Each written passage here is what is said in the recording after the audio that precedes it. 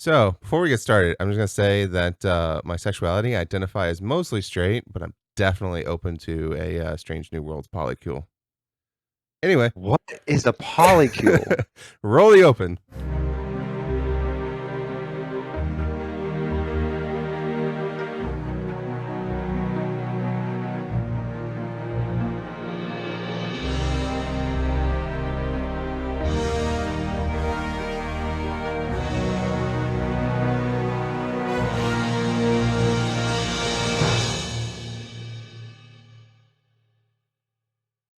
Oh, something's Hey, happening. all right. Anyway, yeah, how do you feel about that? The sentence didn't end like I expected it to. Okay, yeah. Well, I mean, the thing is, God, everybody on this show is so attractive, right? Like, they're just so good looking, I guess right? that's true. I hadn't noticed, but that is so. You hadn't noticed? I Seriously? hadn't. I hadn't. God, they're all so Not good in the looking. aggregate. I just was like, oh yeah, that person's attractive. That person's attractive. I didn't. Huh. Fair enough. I don't know. I follow Anson Mount on Twitter, and his hair has become a thing. People are comparing it to, like, because Paramount's logo is like the mountain, right? Oh yeah. Uh, so people Dude, are that hair is saying, all the time. It is doing work the whole show. yeah. So people are referring it as referring to Anson Mount's hair as the new Paramount peak, which is what they call their logo. And they there's all these photoshops of just his hair over the mountain with the stars around it, which is the Paramount logo. Mhm. And yeah, it's definitely doing work. They asked him how he did it, and he says mayo. They Said I use got it from my mama. no, but like they use mayonnaise. Where he said Miracle Whip actually specifically Oh to keep it really? in place.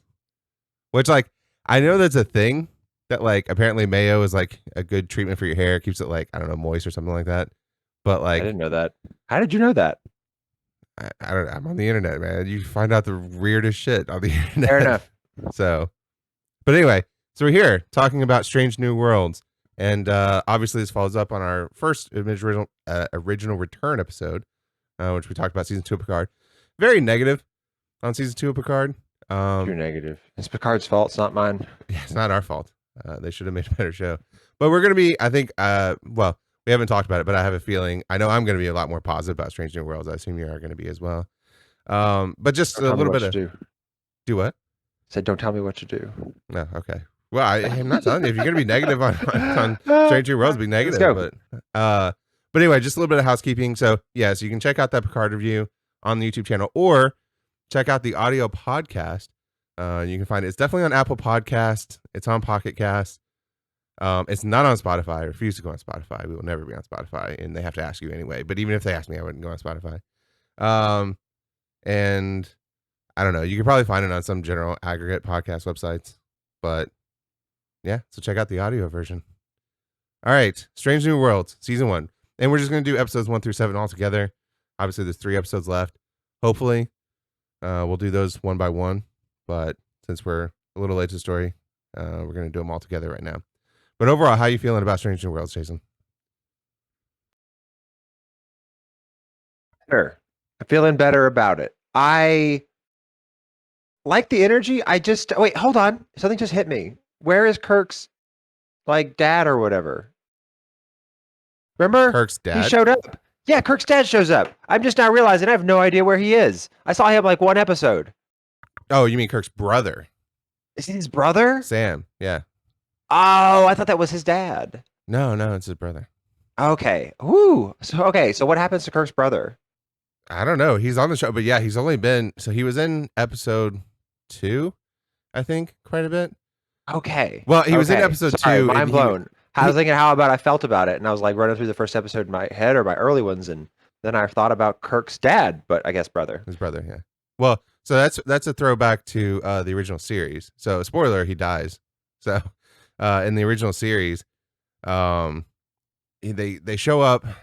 May There's he some rest in episode I haven't peace. seen it. Well, yeah, but they show up Yeah. on some episode that I haven't seen. And it's played by actually William Shatner himself. So like they show up to this research facility or something like that, and they find this dead body, and they turn it over, and it's William Big Shatner with a episode. mustache, and he's like, "Oh, this is my brother Sam Kirk," or whatever. And so anyway, that's what it's reference to. But yeah, he was in episode 1 at the very end. and he was episode 2. He played the red shirt. Obviously, he has a blue shirt, but he played the role of the red shirt in episode 2, right? Where he gets knocked out by that alien thing just to prove that it's dangerous and can knock you out, and then you don't see him again the rest of the episode. And then I think he was in episode 4 or 5 or something like that. He shows up for like one scene, and then you never see him again.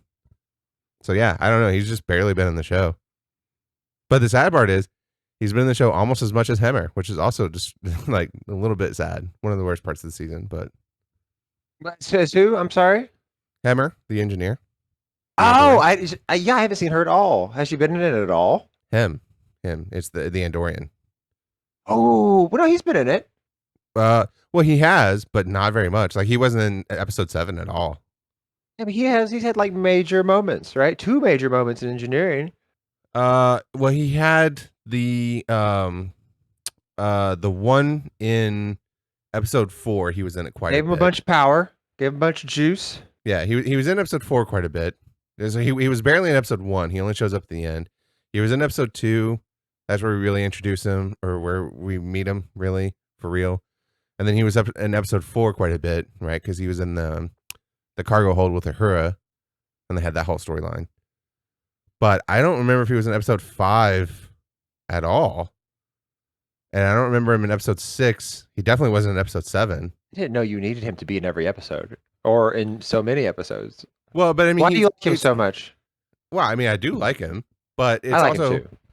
But it like he's the only character, right? I mean, like every other character, they've been in pretty much every episode. So like, why is Hemmer only in here? Like, you know what I'm saying? He's busy. Engineers are busier, I guess. No, there's a theory about because engineering. So the way they're filming this, they're filming it like they film The Mandalorian, which is they have this giant LED wall thing, and anyway, it's powered by like Unreal, which makes like it's the company Epic. They make like Fortnite, but they have this technology where they have the giant LED display wall, and when you're filming with cameras, it's like it's essentially rendering it in real time like a video game, and it like tracks based off the camera movement, like perspective and everything like that. But anyway, it's a big expensive wall, and apparently most of engineering is that LED wall, but then they also have to use it for like when they're on a planet or something like that, right? And so the theory goes that like they don't show engineering very much because they would have to use LED wall, and they're using the LED wall in that episode for something else.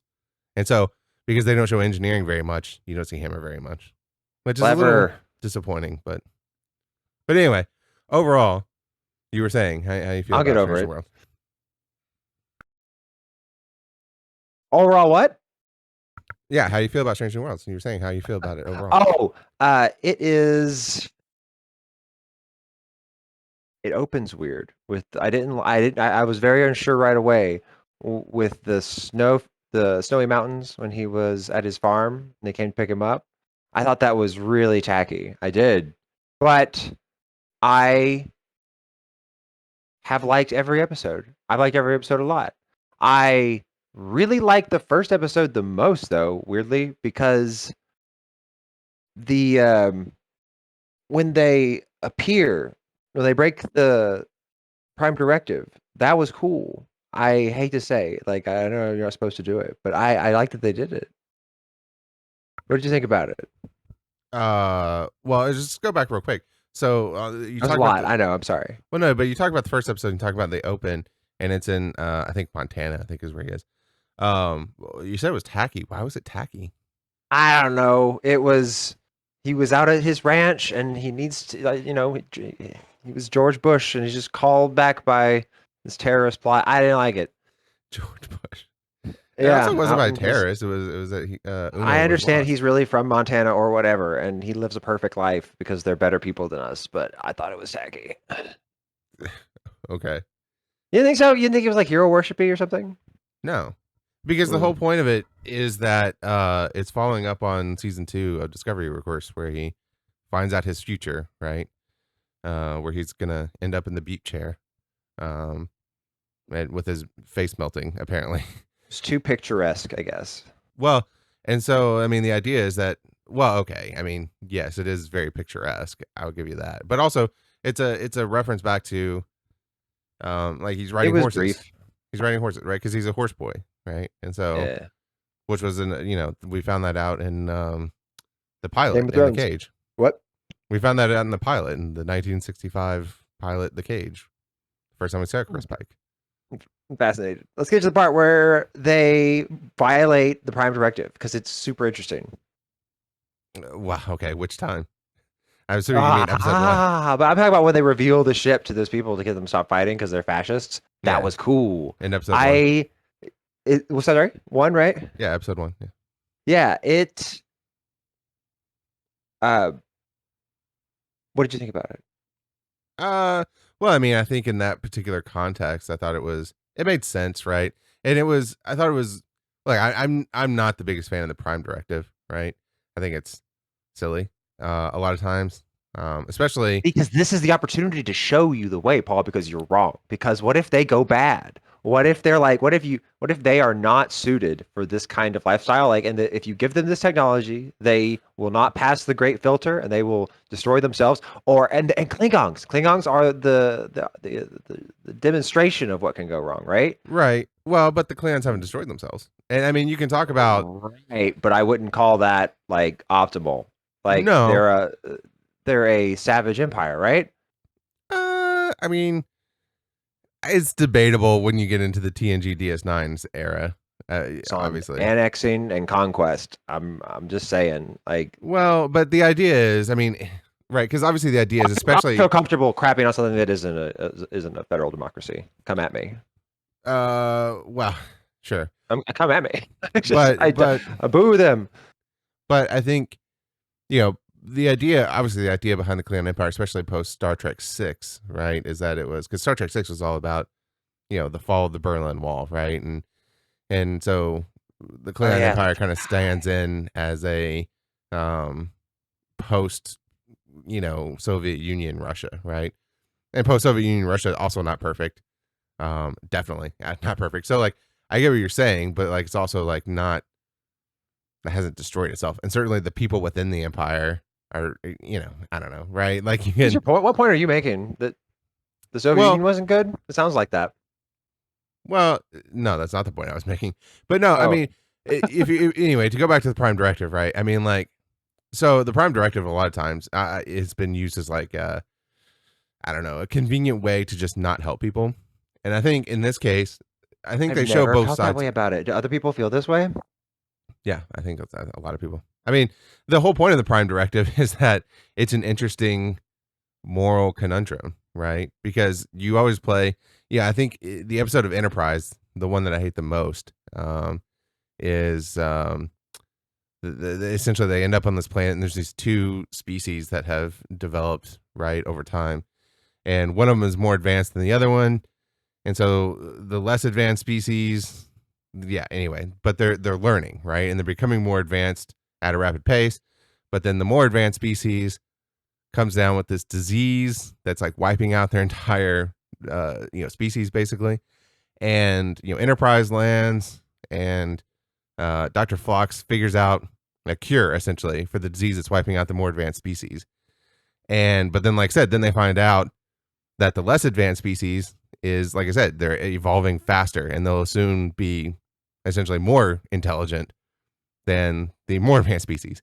And so Archer decides to not give them the cure because he says that would be that would be showing preference to the more advanced species, and the less advanced species wouldn't be allowed to evolve naturally. And so we're just going to allow this more advanced species to completely go extinct by not giving them the cure because of the Prime Directive. And that's one of those things where it's like, that sucked. Like you could just give them No, the there's cure, just yeah, okay. I'm fine with that. But but this is it's this one is of a those things. constitutional argument here. You can't do it. What do you mean? Well, because the principle is so severe, like paramount, right?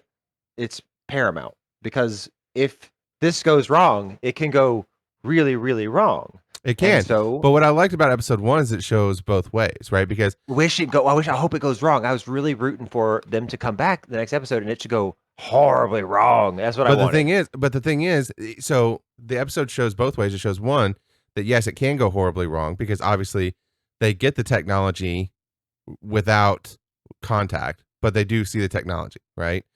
Right. Because the premise is that when Discovery was opening up the wormhole to go into the future, right, and they had that big space battle at the end of season 2 of Discovery, the episode that we hated. Go back and listen to our review if you want to hear how we felt about I that. hated the last little bit of it. Yeah, but anyway, the thought process is, oh, this planet was close enough they could see all that, and so they figured out warp technology somehow from that, right? And so, but instead of building a warp ship, they build a warp bomb, and they're gonna essentially nuke each other and eradicate each other, right? So yeah, that leads credence to your side, which is, yeah, if you give these people this technology, then they're gonna use it to destroy themselves, right? Which is a valid point, and that's the whole reason Prime Directive exists. I get that. So then Pike then goes, well, they've already got the technology, right? They've already got this warp bomb. We don't want them to use it. So instead, let's just show them everything, but then also show them like, hey, there's a better way to do things, right? And if we just help you along and show you the good ways to do things, you can not destroy each other and you could open yourself up to the galaxy, right? And a new idea of what it means to be a galactic citizen and a galactic civilization, right? Which is the other side of the Prime Directive thing, which is, yeah, you can give some people technology, but don't give it to them in a vacuum. Give it to them in the context of helping them along, right?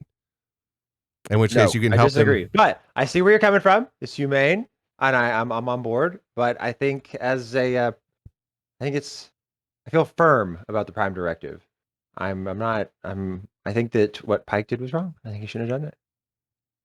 So, okay. But the thing is, so I don't understand how you think, though, especially in episode 1, how do you think that he was wrong at that point? Wrong to reveal the ship. Yeah. To come down and talk to them and show them all the things about, hey, here's how it could go, and we're going to help you through this. Because it violates the Prime Directive. But the point, especially in that episode, is that the Prime Directive had already been violated because Well, they'd already gotten the warp technology and they built the bomb with government it. faction knew about this, that there were aliens now. That's true, but it's not a reveal to the entire planet. Right? Like it's. But it was enough for them to build a bomb to wipe each other out. I'm on board with the bomb, get rid of the genocide bomb. people.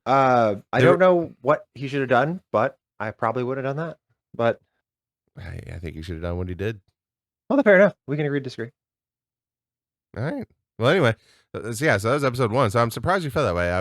But yeah, I liked it. I thought it was really cool. I really liked it. Yes. Well, it's an interesting question just because it creates this kind of debate, like rule breaking, right? I'm a big fan of rule breaking. I just think it should be a rule that's really important. I think you should get in trouble. Well, it's definitely a rule. It's the prime rule, if you will. No, I would have argued. General order what? I know I'm lame, but like I would have liked him. I'd like to see him get arrested and like see the court trial and all that.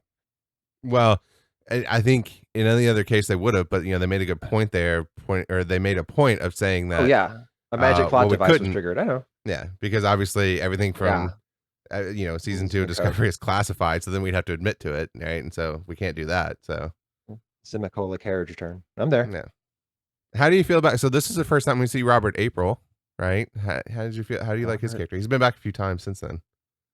Robert April, which one? The Admiral. You're gonna have to say there. Oh, I liked him. Yeah, big fan. Yeah, he seems like a bud. Cool guy. All the haters can fuck off. Has he done something? Well, I mean, when all the times he showed up, wasn't he always just like a plot device thingy, like to move it along? You mean in the show? Resolve an issue? Doesn't he just resolve issues? You mean in Strange New Worlds? Yeah. I mean, he's shown up a few times. So he also showed up in episode 5. Do what? Do what now?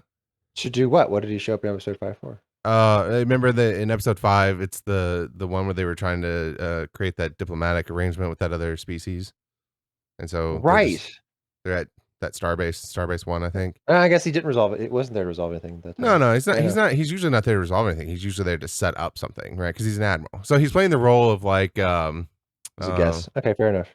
he's playing the role of like the admiral in Enterprise who would set up. Oh, you got to go here and do this. Yeah, and, yeah, yeah. Fair enough. yeah.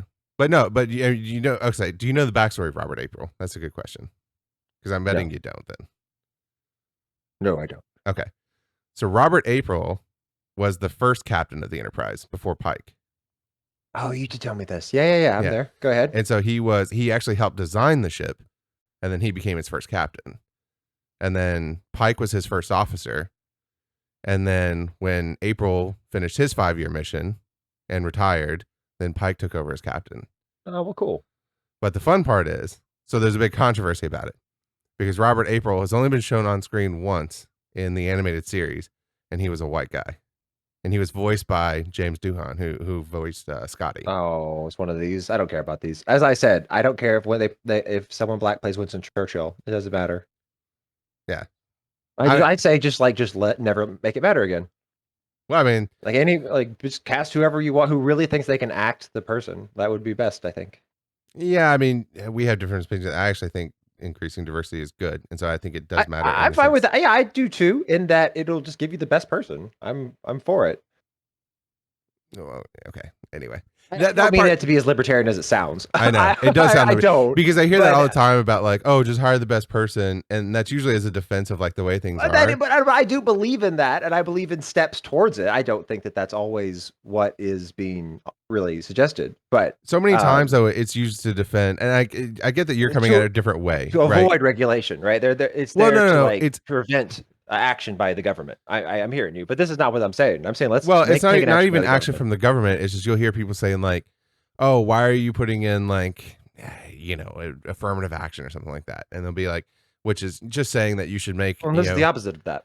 Well, I know that's what I'm saying. You're coming, but it's using the same talking points, which I think would give people. I understand, but you understand that you were arguing for affirmative action in this case. I am. Okay, and I'm saying, I mean, in that, like, that people's like race should define who plays them, right? So that's going to be an issue for every white person. No, but that's not what affirmative action is. So this is the problem. This is the problem. Affirmative action just says that you have to make essentially, well, you have to make an affirmative action to try to increase the diversity and try to hire people outside of like straight white dudes, right? Sorry, I misspoke. You are entirely right. I misspoke. Your argument is opposed to affirmative action is what I was saying. I'm sorry, I did misspeak. No, I'm not. Yeah. Well, so anyway, so it's just when you use the language of like, oh, you should hire the best person for the job, right? I understand that you're coming at it from the standpoint of you think that because a black person should be able to play a white person. Well, which would be affirmative action. But it would be an action on our part to ignore that. But what I'm saying is, you're coming at it from when you're saying that, but you're coming at it from the standpoint of, you think that people of color, people from these marginalized groups are actually really good at doing these things, and so they should naturally be able to do these things. Sure, because they probably are allowed, because you probably have to like have a white person play a white person, or else you get all this negative feedback. But I think we should all just ignore that. Well, but I mean, it's just, I understand that for people who are listening who are used to hearing that talking point that's usually made to defend the current unequal status quo, and when they say no, I completely agree with you. I thought it was very clever, but it meant the opposite. That was the point. I know. You're right. That was the subtle joke in there. I know, but yes. So anyway, because there's always the underlying thing of like, oh, just let the best people do the thing, and then, well, okay, I then you say it's unequal. I've got it all along. Then it's like, okay, so you're saying like you just think that these other groups aren't as good at doing this thing, whereas I think you're coming at it from the opposite. So like they're obviously capable of doing this thing. So if you hire the best person, you will naturally get diversity, right? All is resolved. Yes. So anyway, but I like Robert April. I like that he's shown up multiple times. And I like his character. I mean, like I said, it's not been hearing a lot, but he's like I said, he's playing the role of the admiral from Forrest, I think, from Enterprise. I just want to be clear. Do you think that people shouldn't, like, are you with me on the Winston Churchill thing? Do you feel differently about it? Because that's when you said you felt differently. I just want to make sure. I don't think that's what you meant. But how do you feel about it? I mean, for Winston Churchill, that's the one where I go as a historical figure. But So, why not? Who cares? Like, wouldn't it be great? Like, I mean, let's think of who well, I mean, was it would the be obviously that's the idea behind Hamilton, right? So, yeah, and it was great. sure. So It was yeah, I mean, I get your fantastic. point. I guess it Yeah. depends on what you're going for. I mean, because obviously, like Hamilton's not like a documentary, right? It's obviously stylized. So I don't know. It depends on what you're going for. Denzel Washington Sure, as Winston Churchill. Let's do it. sure. Let's do But that. also understand That that sounds Winston great. Churchill sucks. So I don't really care for anybody who like Oh Winston no, I Churchill. know, but he's fun to play. He's in like a real crisis moment. It's excellent. You just focus on the wrong thing. He's an Sure, excellent historical character. World War II sure, movies rock. sure. But I think where it gets tricky is then you go like, oh, well, what if you got Tom Cruise to play Martin Luther King Jr.? Then you go, That would also be great. that I would could, not be I think great. I I would mean not this. want Do you that. not think Tom? You picked per person. Tom Hanks would be great. I think No, I no, understand that it would be insensitive, and that's it why you would be shouldn't do it. So you shouldn't do insensitive things. I'm sure, on board. But sure. I mean, in But what principle, we've talked about to in the this past, principle exactly. but what we've talked about in the past, and I think where your standpoint is, and I would agree with you, is like, wouldn't it be great if we lived in a world where Tom Hanks could play Martin Luther King Jr. because it wouldn't be insensitive because black people still weren't being oppressed and there was Well, so many first off, we racists. live in a world where he could do it, and we should live in a world. We live in a world where or I want to live in a world where he should be allowed to do it, but he Sure. should face some kind of horrible consequence from it. I'm just, that's where I'm at. I'm not like against him being allowed to. If he wanted to do something insensitive, I can allow him to do Well, insensitive just so we're things. clear, yeah, there's no law that would prevent him from Right. doing Oh that. yeah. We said But allowed. I think the word allowed triggered me. So sure. No, but what I'm saying is like I'm on uh board. I think what you're saying is wouldn't it be great if we lived in a world where where Tom Hanks playing Martin Luther King Jr. wouldn't be insensitive because there wasn't still so much racism where you'd be like, oh, you Yes, can't absolutely, of course. accurately portray that. You know what I'm I mean, saying? that'd be great. Yeah. It'd be great, but we're not there, right? And so No. if Tom Hanks were to do that, it'd be like, So it would be that's a bad insensitive, look. and we should all go boo. Yes, yes. Anyway, but imagine a world. So, anyway, so I think we covered episode one. Overall, I think it was a great introduction. There's a question about is it the best? Oh, is it the best series premiere for Star Trek ever? And for me, I'm gonna say no. I still think DS9 is the best, but it's up there. Yeah, I don't care to do that. Yeah, of course you can't even compare. DS9's light years. Voyager's better than this. I mean it's like as I far as would like what disagree it with is and what it does, there's a lot of cool things happening in Voyager. I know that it seems like, oh, you got Harry Kim, this is gonna suck, but it doesn't. Like that. Poor Harry. compared to like what we've gotten for Strange New Worlds has been nice. I'm happy with it. I don't Yeah. need to like it's just I feel like it embarrasses both DS9 and Strange New Worlds to compare them. This is a new thing. It's fun. Yeah. All right. So episode I didn't watch it with my mom when I was 10, so let's just not compare them. what DS9? No, I'm kidding. You can compare them. What do you think it's lacking that DS9 had? Uh, I mean, part of it's in hindsight, right? And it's looking at DS9. It's imagining the DS9's perfect, totality, so it's hard to. right? It's thinking about the totality of DS9. It's hard to divorce just the premiere from what DS9 became. But I think even on its own, You I can't think plan Garrick. You know what I mean? well, I think DS9. What stands out to me about it being such a good premiere is the way it sets up, like especially Cisco being like, oh, this is a different thing than you're expecting, right? Because understand like DS9 came out when TNG was still on the air, right? It was season 5 or 6 or something of the Next Generation, and by that point, Picard was like the guy, right? Like there were camps of was Kirk or Picard better, that was already happening, and a lot of people love Picard, and so for DS9 to come in and be like Cisco's being like, "Fuck you, Picard, I don't like you, right? You killed my wife, how dare you?" Right? Was such a middle finger to like this show that was beloved and still running in the same franchise that it was just No, I remember that. A big shock. That's really it cool. took That was cool. guts. It took guts, you know what I'm saying?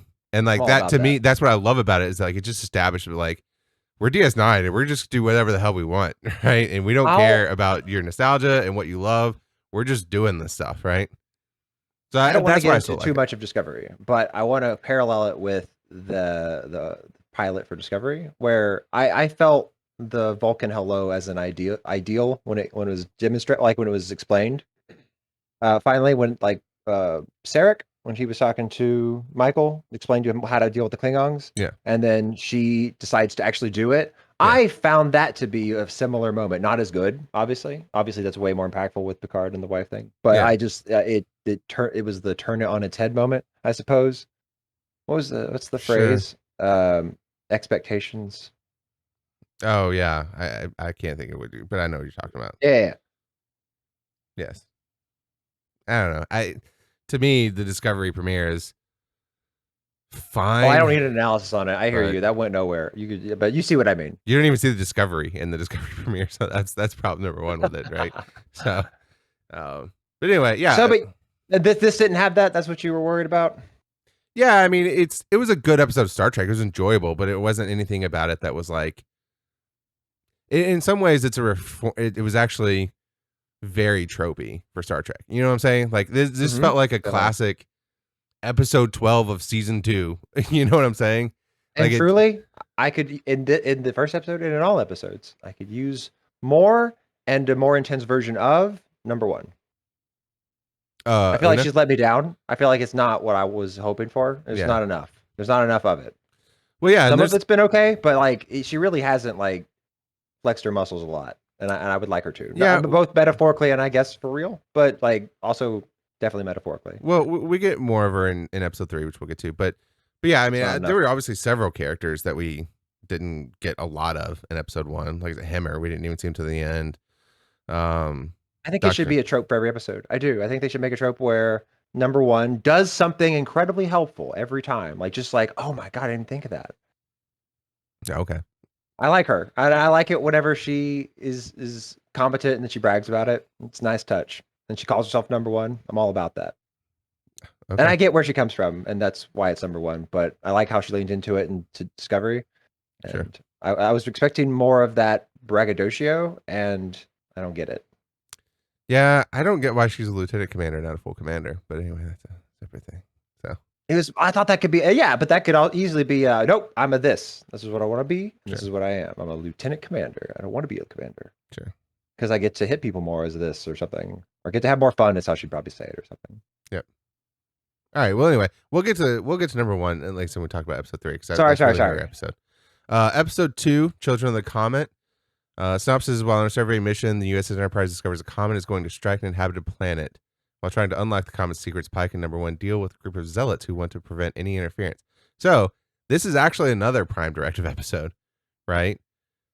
Because they see this comet that's going to crash into this planet and destroy it, and they go, "No, we're not going to allow that to happen. So we're gonna knock this comet off course." But like the Prime Directive says, less professional organization. That's all I could think the whole time. Once like throughout the lesson that the superior ship teaches the Enterprise, like about how to respect nature. I'm for that. Ooh, it was something cool all along. It was alive, and this is I'm for it. But it was so like you could have just. There was no device to keep him from saying, actually, it's a living creature, and it's all going to work out. And what do you mean? But they made them seem wise in the end. But actually, they were just incredibly unprofessional. They didn't communicate. Who? What were the name of the species that interacts with them and tries to keep them from touching the asteroid? Oh, okay. So you weren't talking about the Enterprise. I forget the name of the species, but yeah, they were the Guardians. They're just unprofessional. The Shepherds, or I think is what they. Right. Yeah, whatever they are. They were shepherding the comet. They're pretty what? They were shepherding the comet. Right. Why can't they explain that? Like, we're shepherding it. It's going to do this. Don't worry. It's going to destroy this planet. Well, because the thing is, they didn't actually know. Which makes them not wise. Exactly. Well, but that's kind of the point, right? Like they're just zealots, right? Like because obviously, as we found out at the end, the Enterprise actually had to interfere with the comet so that it could do the thing that it was supposed to do.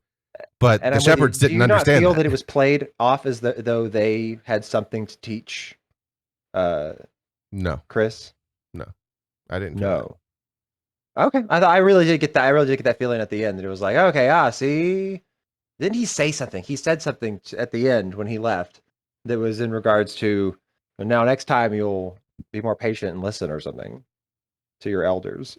But anyway, sorry, so I had that opinion of it. I do think they tried to tack on a tacky lesson about. You're talking about the captain of the other ship, the Shepherd ship, right? Said that. Correct. The Shepherd did. Right. Yeah. I mean, so they certainly are, and yeah. I don't think they're wise. I think what you're picking up on is they think of themselves as wise, but I don't think the show was portraying them as that way. I need the fool to realize he's foolish for this to resolve for me. You know, like I think that's what I don't like about it. So Okay. because when it doesn't happen, it makes you think that, or it seems to imply that there's something right about what they were doing or something they had to teach us, and they didn't. They were just like a real problem. Yeah, I mean, I see your point. It would, Yeah, yes, that's all. It's not some a huge thing, but I felt it immediately when I saw this episode, some like throughout the whole comeuppance. thing. So I understand where some comeuppance would have been nice, but Hmm. I don't know. I think you and I have lived. Mild. Well, I think you and I have lived among the evangelical circle long enough to know that it's rare when it happens, No, right? I'm not saying like how I want the world to work. I just want to know this is how I want stories to work. I feel like there's some catharsis I didn't get. And it made Sure. it feel like this person is just wandering off into the distance, Well, being yeah, a pain to everybody else. And exactly. I don't know. It's just a story. It should resolve. That's all. Well, but there's also this part of, and it plays with the idea, the theme that especially ran through the first few episodes. It hasn't been so much the last few episodes, but running through the first few episodes of Pike knowing his future and coming to grips with how to He's handle immortal that. until that moment. Well, coming to grips with how to respond to it and whether or not it has to be his future, and if it has to be his future, how does that affect the way he's living in the present, right? And And yeah, and it's occurring to me that he realizes he's immortal until the 10-year mark. And sure, you know what? I thought, oh, well, he probably won't have to if he has to make a decision about the odds. He'll say, oh, I'll run the odds because I know I'm going to live. I bet he always takes it. And then I thought, oh, actually, I don't think I've ever seen anyone not take it. So you right. know what, Star Trek? What I want to see is gonna make me happy. Is I want to see someone say, there's a only a 25% chance that we're going to make it through this. And the captain goes, you know what? Scrap it. I don't like those odds. I'm out and we're going to do something else. I would like that. I want it. But that would be weird for the story. It would be a lot like making those guys look wise at the end of episode 2. Carry on. Well, yeah, it would be weird for the story. We wouldn't get an episode. I mean, like, imagine you get an episode where they show up to this thing and be like, "We only have a 25% odds of making this." Oh, you know what? We should not take that chance, and then roll credits, right? Well, no, I just meant that, you know what? Never mind. So Ghosts of Illyria. Well, okay. So, well, anyway, I just want to go back to Children of the Comet. We're not done with that yet. So, I Oh mean, God. so I think the point though is that, so I want to bring it back to Pike dealing with living in the present, right? Because there's this idea, and I still don't know. It's iffy to me on if they're gonna end up changing canon, right? Because obviously, but canonically, he ends up in the chair and all that stuff, right? And then he goes back to Talos 4 and blah blah blah, right? And so, but there's a scene in episode 2 where number one says to him like, "Oh, doesn't mean it has to end up this way." And but I think the point of the episode was, no, it does have to end up this way, but that's okay, and you still have to keep living life this particular way, right? And I think that's why they didn't tell the shepherd species, like, hey, by the way, like this way was working, because if that would have changed their behavior, then maybe that's not the way things were supposed to work out. You know what I'm saying? I know what you're saying. Because like everything had to play out that specific way and that tension between them for the comet to do the thing it was supposed to do, which was also, by the way, was totally screwing the prime directive because they essentially just changed the course of evolution for this whole planet, right? By spraying I'm water fine with down that. on I've them. had it already has it's not like our civilization. It's like I'm for it only applying to civilizations. That's fine. Okay, well, that's not that what the prime directive is about, though, Hmm.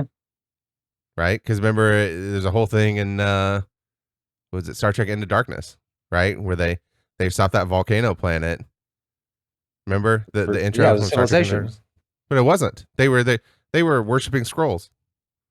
Yeah, but it's still a civilization. Well, there were people living in huts on this planet. Is that not a civilization? Oh, you mean because you were avoiding the you were talking about the people on the planet the comet was going to hit. I thought you were talking Yes. about the big beast. Sorry about that. Um, Yeah, that's a tricky one. That's definitely That a was a violation of the Prime Directive. what's it called with the trolley problem? It's a trolley problem. Yeah. I'm on board. But anyway, and then obviously Probably would have stopped about it. No this is reason the to be a episode. dick. Obviously, this is the episode that we get a lot of Ahura, right? And introduction to her because she does all the music stuff, which is interesting and a good callback to the TOS because obviously Nichelle Nichols was a singer that showed up in TOS a few episodes and also Star Trek 5. She does some singing in that. So actually, I think there's controversy there because I think they changed her voice out. But anyway, but a good callback to Nichelle Nichols, who's a singer. So obviously Cecilia R. Gooding, who plays Ahura, I think she's also a singer. So they they play on that musical talent. Yeah, I really like her.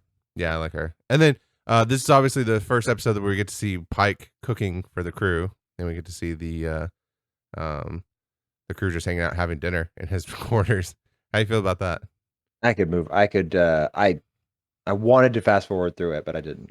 That's how I felt Really? about it. You don't It like was that? sweet. I thought it was. Yeah, okay. It was interesting because there was tension when she said that she wasn't sure if Starfleet was the right place for her. And Sure. Spock gives her a stern talking to, and it's Well, all right. It's been a lot of time for her character, which is great. I will say this: I'm a little disappointed. I didn't need another tragic backstory for Uhura. I mean, I get that Could it's have done. I one. could have if it were had been more brief. Oh yeah, I forgot it happened. Yeah, I've seen her in both so her many more parents episodes. died I've in a never thought shuttle about it. accident.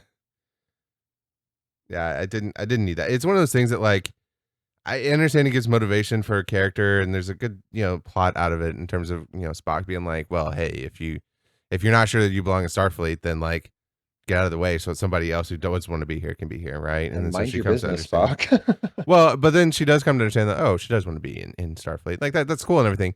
But I feel like Also, mind your business. they could have done that without her parents dying in a shuttle accident. There's just a lot Oh of yeah, I know criticism. it was pretty hammy. I'm on board. Well, there's a lot of criticism on Star Trek that like every character has a tragic backstory, And to be fair, that's true of a lot of just media, right? I Yeah, I mean, guess otherwise you'd just live in paradise, wouldn't you? right. Well, but I feel like there was an Something to opportunity they that. could have just done like what if they had said instead that she joined Starfleet because her parents didn't want her to join Starfleet, right?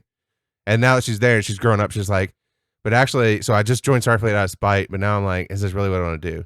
You know what I'm saying? Like they could have done that in a different way, still gone the same direction without, hey, both my parents died in a shuttle accident. No, I'm Isn't pro this just horrible? not kill them. Like, oh, I see Exactly. what you mean, but not Yeah, kill them. I don't know. Yeah, absolutely. I could just done with none of it. exactly. But I anyway, don't know. but in terms of Pike with the These are dinner just stuff, coworkers. It doesn't need to be that intense. well, I mean, I think they're more than coworkers. They lived together for 5 years. I know, but like we don't need to hear like everything that motivates a person the first time we meet them. Sure. I'm a Hura. I'm good at linguistics. Yes. Well, Fine. because she's right. It doesn't make She me has endear her to her 22 different anymore, just knowing all this dialects. stuff. This trivia doesn't make me like her more, care about her as a character. Just have her help someone or be competent briefly, and then I like her, right? Don't want her to die. And so then when she's put in peril, I'll go, ooh, No, she's that's all I definitely need. That's all I she's need. definitely I just competent this in we this should. episode. Hmm? She's definitely competent in this episode. No, So I know, but we did a lot more. We did that and yeah. plus a whole backstory, tragic backstory. Like I'm just saying, we only need all we need to do for this is to make me care about her when she's in peril. Mhm. So let's get that out of the way, and that's fine. And it can be tragic, I guess, but it's just a lot of time on it, and it was it was it was nice. It was sweet. But it was kind of boring. I just wanted something to happen. Well, I'm just in general though. I personally like it's kind of controversial Pike having these dinner meetings and stuff, and it's because like Feels kind of that's TNG-ish. because Picard never would have done that. He never even joined up for poker. Remember Yeah, but the poker until game the existed. finale. I'm sorry, that space for the television show, right? Like that's what Sure, I'm saying is but that no, but the TNG has those things, even though Picard wasn't in it. But right, like the card game moment. but that's the thing. In general, the captains never really did that, and so I I understand, like that they're and you're on about the establishing. captain, and I hear that. I like they're establishing Pike as like a different kind. Like occasionally Cisco would do stuff, obviously, right? Like the baseball and stuff like that. Janeway never really fraternized with the crew very much, right? Well, Paul, let me ask you this question then. In Discovery, I mean, compared to Discovery, I'm talking about the R&R scenes, Hmm. right? Like this, I find the dinner scene here like a million times more tolerable and plausible than anything I've ever seen from Oh, 100%. Discovery. 100%. Right? Like it's just Yeah. okay, yeah, they're buds on a boat, you know? I Yeah. like that. And that's what and yeah, so I think it has that, which is nice. Nice that it has that other Star Treks have. Well, it also does. Discovery didn't.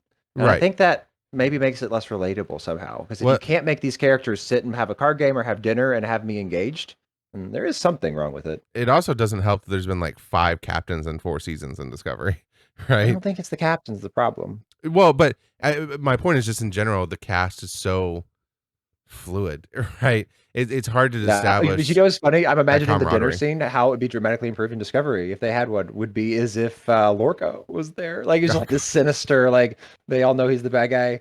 He's pretending not to be. He would make a good dinner scene. the only dinner scene I can remember from Discovery is in season 3, where Saru was captain, and he brought everybody together right after they first end up in the future, and he brought everybody together, and then Detmer essentially goes, like she gets real mad or something about because she's got PTSD from crashing the ship or something like that, and then the dinner ends, and like yes, this was 1,000 times better than that. So, but also because you're getting to actually the other difference is compared to Discovery is like we're 4 seasons into Discovery, and I feel like I know nothing about 50% of the characters, right? Whereas we're 7 episodes into Strange New Worlds, and by episode 2, I was like, oh, I know a lot more about most of these characters than I know about half the people in Discovery. You know what I'm saying?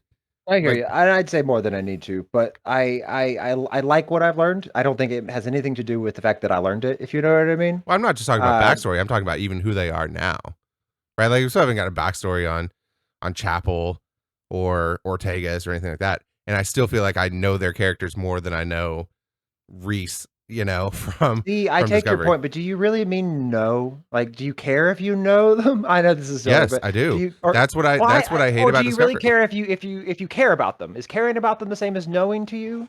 Because it isn't to me. I can care about Yes, someone I know I think nothing they're the same. about. Yeah, Just I think about, they're like I know kind of very the same. little about, right? I mean, I think they're kind of the same. When I say know people, I don't mean like know their story. I mean like know who Well, I they am are wondering. in terms of their personality and their abilities.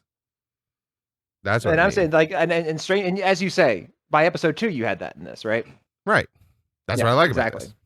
And Yeah. that's what I like I about. do That's what I Stranger think they Worlds could is trim doing it. better. That's always bothered me about Discovery. So, and I appreciate that Yeah. because this feels like an ensemble show, which to me is what Star Trek should be. And I like Absolutely. Discovery. I like And there's something about the tone for it though, right? Like does Discovery have the tone where you could have the poker game and it be at all engaging? no. And I was just thinking about Lorca. Sorry. Yeah. When he says to Michael in like the third episode, and he says like this could end the war and we must win the war. Like that Yeah. that kind of like imperialistic tone that he had, it just doesn't work with the poker game because you're gonna Well, yeah. this whole Discovery was all about big It's ideas. because he was a It's all Terran. big ideas all the time, Yes. But that's because he was a right? Terran, right? So, I guess the phrase is it just can't be down to earth in that way. right. But Hmm. anyway, look, Discovery is a different thing. It's fine. I wish it would. Anyway, this isn't a Discovery review, but one of the things that bothers me about Discovery, which I like overall, is just that we just don't get to know the crew. And it's my favorite part of Star Trek is getting to know the crew. And I like by episode 2 of Strange New Worlds, we were already there, right? And so I appreciate that. And the So events are so large that it's hard to take time with that. It really does feel because when you got yeah, to know Tyler in Discovery, it was like, I don't care. Oh, let's go on with the big galactic event that we're in the middle yes. of, right? Well, which is another problem I have with Discovery, right? Where it's like, and obviously we haven't talked about much about this about the format, but like Discovery is every season there's some new threat that's going to destroy the universe, right? And you know And what? This has been a great experiment. I'm glad Star Trek has gone through that yes, phase where they try that because I would like more of it, and then we yes, could bring it down to a personal level. That'd be great, yeah, right? and I what I'm hoping is that Strange New Worlds will be the counterbalance, if you will, to Discovery. That Discovery standing on its own, I think it turned a lot of people off because it tried this different thing, and like I said, it's every like you say, it's And you these know big what's funny? ideas and these big threats, but What without a would you say? counterbalance, What would it you say feels kind of off. your favorite thing? What would you say your favorite thing from Discovery was? Because I think is going to prove our point. My favorite thing about Discovery, Yeah, what was your favorite thing that happened? Try to think about it. This is definitely whenever Pike and Number One show up, right? um, It's kind of like the best part. It's the most fun part. Yeah, There's some good probably. Spock stuff at one point. I hear you, but like the best, it's got to be that, Yeah, probably. right? And so there, I think a marriage between the two is what we need because it worked. It was the Yes. best part of Discovery. Well, and that's Strange New what's Worlds works on its own, but I think Discovery does need something. to Something. balance it. Let's try something else and ground it this time. Yeah. And they've been kind of moving that, but anyway, it's. I think, like I said, it'll be interesting to see how it exists because now that they're on it together, unfortunately, they're in two different time periods, though. But at least now that Right. the shows are on at the same time, it's interesting. I think it'll be interesting to see how Strange New Worlds plays off of, or how Discovery changes now that Strange New Worlds, and how the perception changes. Like you said, it can tackle these big ideas, while Strange New Worlds can be like, we're just going to do an episode of the week, and like that's Yeah. fine. And And the story so starts and ends when this you're week. when because of that model, whenever if Pike does do something incredibly of galactic import, right? We're on his side. It's like Yeah. we're interested in what his agenda, right? Yeah. What his initiative is. Yes. We want to see this character achieve his goal. Yeah. Whereas it's a bit war room maps. It seemed a bit in the motivation for a lot of Discovery. Yeah. That was a long sentence. Sorry. No, that's fine. All right.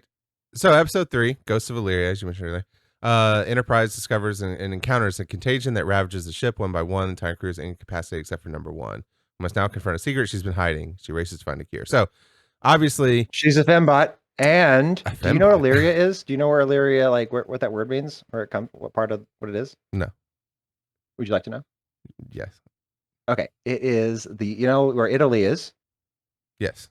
Uh, In the Mediterranean. East of it, across the water, that part of Europe, that's Illyria. Oh, okay. Well, obviously in Star Trek, it's also a planet that's way out somewhere in the Federation. Also a villain from Buffy and Angel. So there's that. Oh, there's that. Know a lot of I weird wonder if stuff that'll about come. Illyria. Carry on.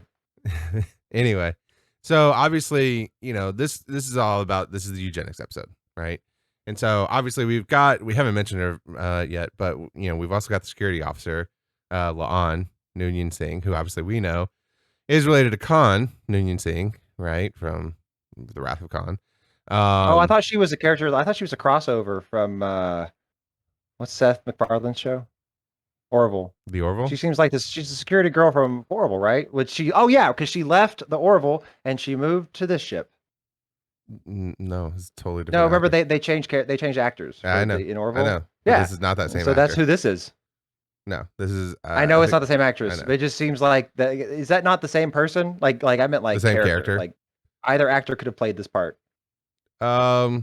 Is she super strong? Yes, she is, isn't she? Because she's a synthetic or whatever. She's fairly strong, but not super strong. Still, she's stronger than the average bear. So Sure. I'm just saying. You don't see this at all. You didn't notice this? I mean, I guess I see it now that you mention it, but it hadn't occurred to me beforehand. I think they sniped it. I think, that's a really good like spot on the bridge. Like we should give it to someone like this, who's small and also super, like a little bit extra strong.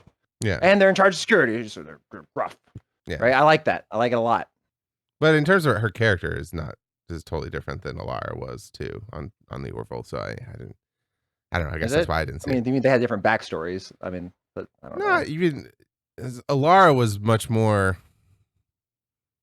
I don't know, upbeat, I guess. Like Lon is definitely. Well, as More we dour. find out, Yeah, in a it's not a later comedy. episode, I'm on board. well, as we find out in a later episode, right? She's not big on riffraff, and so her character just feels more by the books, I guess. That's the way, and I think there's a part of it where, and what I like about this episode 3, is they touch on this idea of, when you have this thing in your past, your backstory, you feel like you have to overcompensate by being a certain way, right? And obviously we tie this in with number 1, who we find out in this episode is actually Illyrian, right? Who were all genetically modified. There was their whole thing, and of course, genetic modification not allowed in Federation because of the eugenics wars, right? And what happened in the past. and La'an apparently had to deal with a lot of backlash about being associated with that, right? Because obviously she comes from that lineage. And so, there's a good scene that I really like at the end where after number one, reveals to Pike and everything that, oh, I'm Illyrian, which means I'm genetically modified and all that. That he says, oh, well, you're the best first officer that I've had. And so I'm not going to tell Starfleet. And, so you're not going to have to, we're just going to pretend this never happened. Right. And everybody else, obviously, the doctors, they all agree with that too. And, she does her personal log at the end of it. And she's saying, like, what if I hadn't been the best first officer he'd ever had? Right.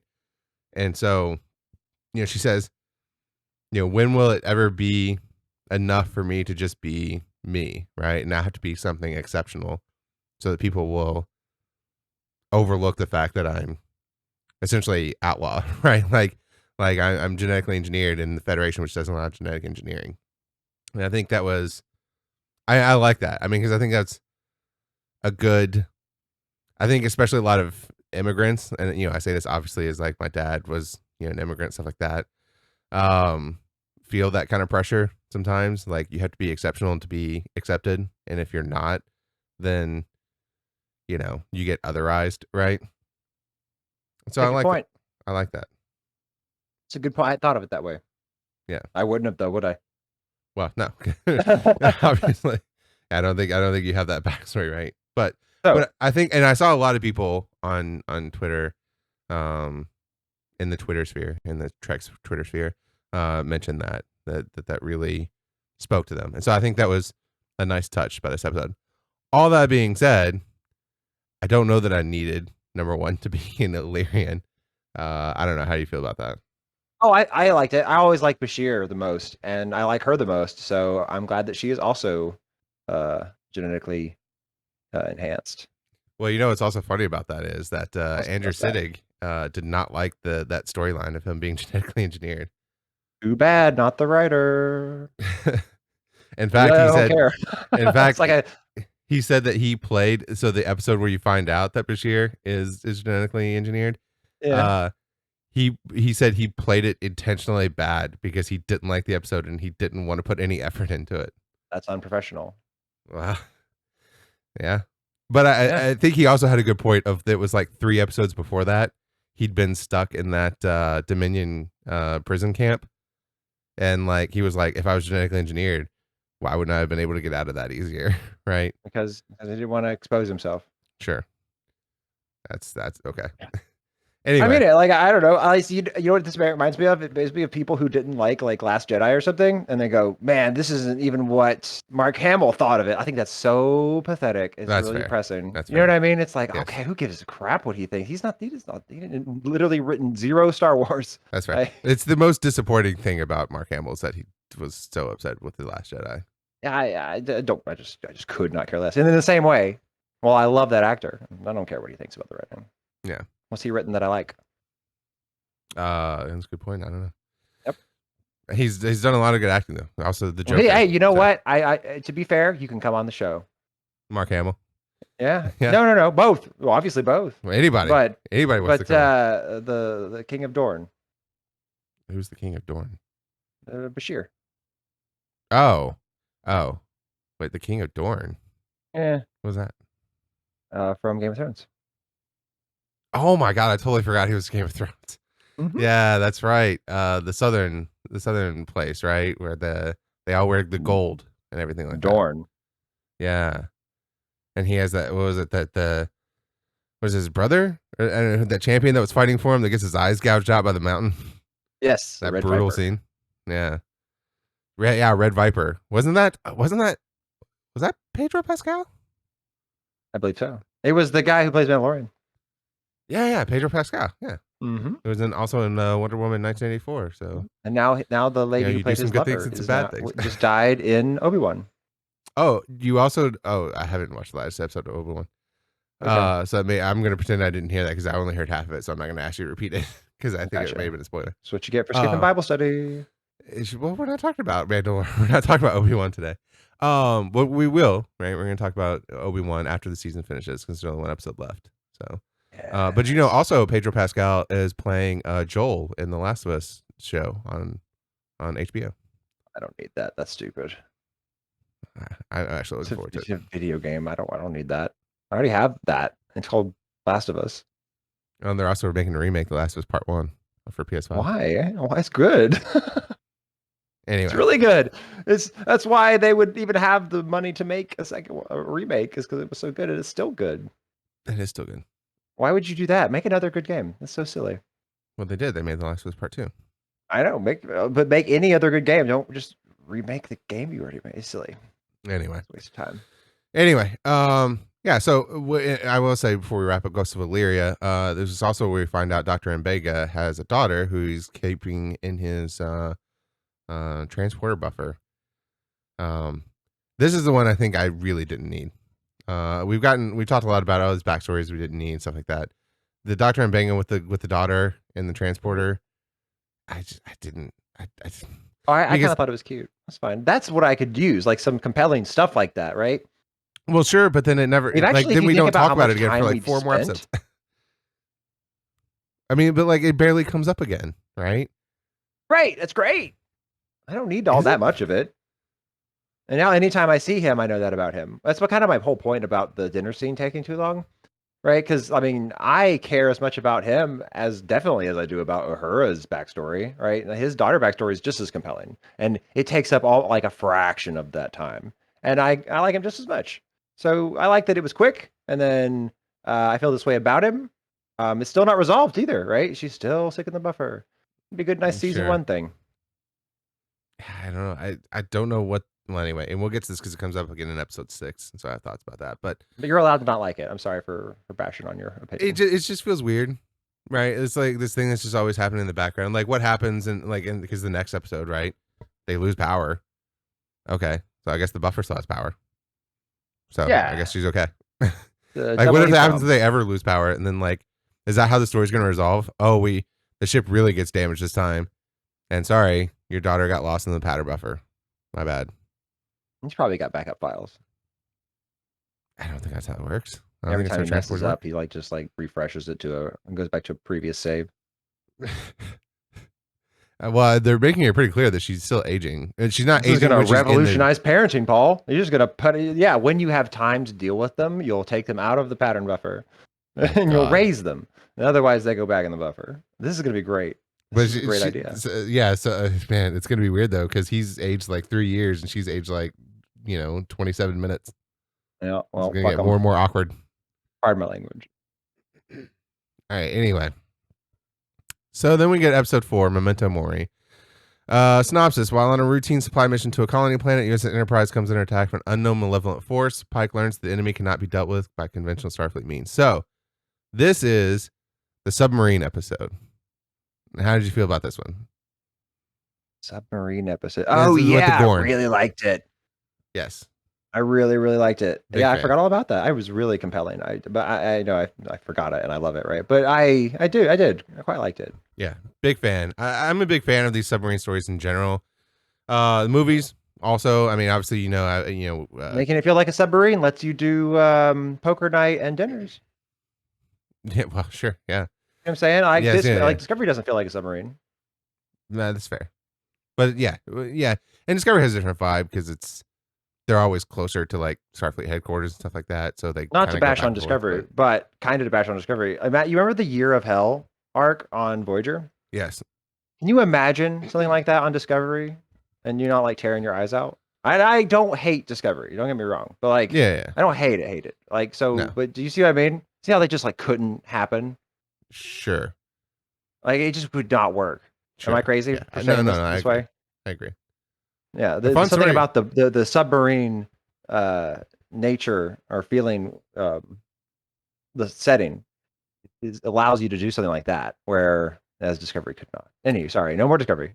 No. The next few minutes. But fun quick trivia for the Year of Hell. That was originally intended to be a season-long arc, but they shot that down, and so it could only. I can see that. So that explains it. I thought they're just doing a fun thing because I loved that when I was a kid. I was like, this is awesome. It's what Voyager could have been, in my opinion. But also, it was written by Ronald D. Moore, who also was one of the lead writers on DS9, one one of the co-creators and lead writers on Battlestar Galactica, and now the creator and writer of For All Mankind. So Okay, so let's say you're a prisoner of war, right? sure, And the Cardassians, right? And okay, y- a captain or commander of a Federation starship has publicly said they're coming to get you. okay. Uh, who do you find most reassuring, right? Who would it be? Who would you prefer to say that? We mean which captain? Yeah, who would you be most relieved to hear is coming to save you Oh, from any if Star I'm a Trek show? And prisoner, you don't have to quibble into ranks. That's why I tried to preempt it. You're gonna irritate me. I'm okay, kidding. right. Well, all right. If I'm a prisoner, so I'm just gonna limit it to captains because The that appetizer is just makes more exactly why sense to I me. what I don't care. But if I'm a the lead show, prisoner, the lead man. if I'm a prisoner, Cardassian prisoner, I want either Cisco or Janeway. It's Janeway, right? But I see Cisco, but it's got to I be see Janeway. Cisco. You're saying so you can't. You almost can't pick Cisco because he's divine, but Well, yeah, right now course he's he's off. coming He's to- off at yeah, the I- celestial temple, but let's assume in a time Yeah. period where he's not, yeah, quite. playing with the wormhole aliens. Yeah, see, that's what I said to you one day. Like I just texted you out of nowhere, like Janeway's my captain. Absolutely, Well, Janeway's not my captain in every situation. But Janeway's in that coming to get you. situation, yes, she's coming to get me. Yes, She is. So I'm definitely taking. But I mean, Cisco has that thing where obviously, I want that on my tombstone, Paul. Do what? Captain Janeway's coming to get me. no, I mean, in that situation, 100%. Janeway's probably the best bet, but I feel like Cisco's right there. I mean, I feel like Ooh, no. If They fought. What if they fought? What if their crews fought? What do you mean? Cisco's on the station. She's in the Sure. ship, and they have to they come to a disagreement, and they have to resolve it. But the conflict breaks out, and they're put up against each other. They're smarts. Oh, you mean like Janeway's crew versus Cisco's crew? Yeah, and they're I'd probably take Root for Janeway at that moment. can't not root for Janeway. I mean, she spent all this time in the Delta Quadrant, right? Yeah, she, I know. She I know. She's fucked gonna up win. the Borg, something serious. So like, Coming she's to one of get those. you. She's like right, like that caged animal at the zoo. Like when you get them trapped in a corner, they just fuck you up, right? Like she's so used to that from spending all that time in the Delta Quadrant and fighting the Borg and species A472, and you know what I'm saying? That like I like competent professional people, and Cisco is that. But she's so plucky. She's so optimistic. That's what it is. I like optimism. the one Cisco feels like he needs another cup of coffee all the time. Right, but okay, the one thing I will point to that Cisco did that definitely gets on the same level, because obviously, just think about in the major context of Janeway, she sided with the Borg to defeat 8472, and then she turned around and genocided the Borg, like Just 2 dope. seasons later. You know what I'm saying? I know. Janeway's Like, it, man. She There should be has more Janeway. no chill. There should be a Janeway movie. There should be a Janeway movie. That would be great. There's a Janeway TV show, and she's you getting don't. old. It's like Logan, but There's a Janeway TV show, and you refuse to watch it. Star Trek Prodigy. Oh, yeah, but it's not really her, right? It's just like a hologram. Well, I mean, spoilers. It is her at the end. Okay, well, you know what? I'll resolve to. I'll take a little vacation. I'll come over and we'll watch it together. All right. Well, At so some point. just It's not that long, anyway. So sure. well, it's not that long right now. It's only 10 episodes so far, but That's what I'm saying. then there's 10 episodes later this year, and then it's already been picked up. But they're for like season 20 2. minutes. Yeah, they're like 20, 25 minutes. Yeah. Yeah, so it's not that bad. It's like 2 movies. We can watch. Sure. I'll watch 2 movies with you. But anyway, mild spoilers. Yeah, so it's mainly hologram Janeway through most of it. All But then right, at so the we need to end- get back on task. Episode 4, Baltimore. Well, just Memento Mori. at the end, Admiral Janeway shows up. Future Admiral Janeway shows up. So Oh, anyway, cool. Memento Mori. Yeah. So as I said, this is a submarine episode. It's in the vein of Balance of Terror, which is the TOS episode where we first meet the Romulans. But it's also in the vein of classic submarine movies, right? So obviously for me, it's more 80s, 90s stuff. So I'm thinking like Hunt for Red October, Crimson Tide. Love that movie. This is definitely in that vein. Very tense, right? How do you get out of this situation? You know, also reminds me a lot of Wrath of Khan that did this very well, right? When they're in the nebula at the end, and it's the battle is more of a chess match than it is, you know, a straight up boxing match. You know what I mean? Mhm. It's this game of strategy, and yeah, overall, I loved it. A lot of tension in this episode. We also get the good story with Ahura and Hemmer. Um, right, that was this episode, right? Mhm. Yeah, yeah. Yeah, so that we get to see a lot more of Hemmer and him coming to understand how to open up, which I thought was a really good allegory for, obviously, Hemmer plays what are they called? Enar, which are the um Andorian subspecies who, lived underground at Enterprise, and well, I mean, that's just where we've met them, but presumably they live there all the time. And, they're blind. And so we got an introduction to him in season 2. He's blind, but hey, all of his other senses mean he's actually really good at all these different things.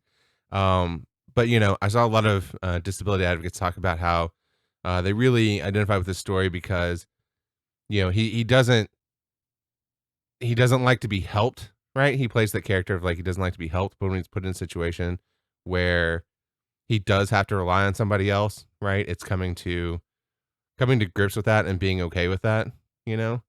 That Mhm. was a really nice allegory, and especially coming from a character who is played by an actor who himself is blind.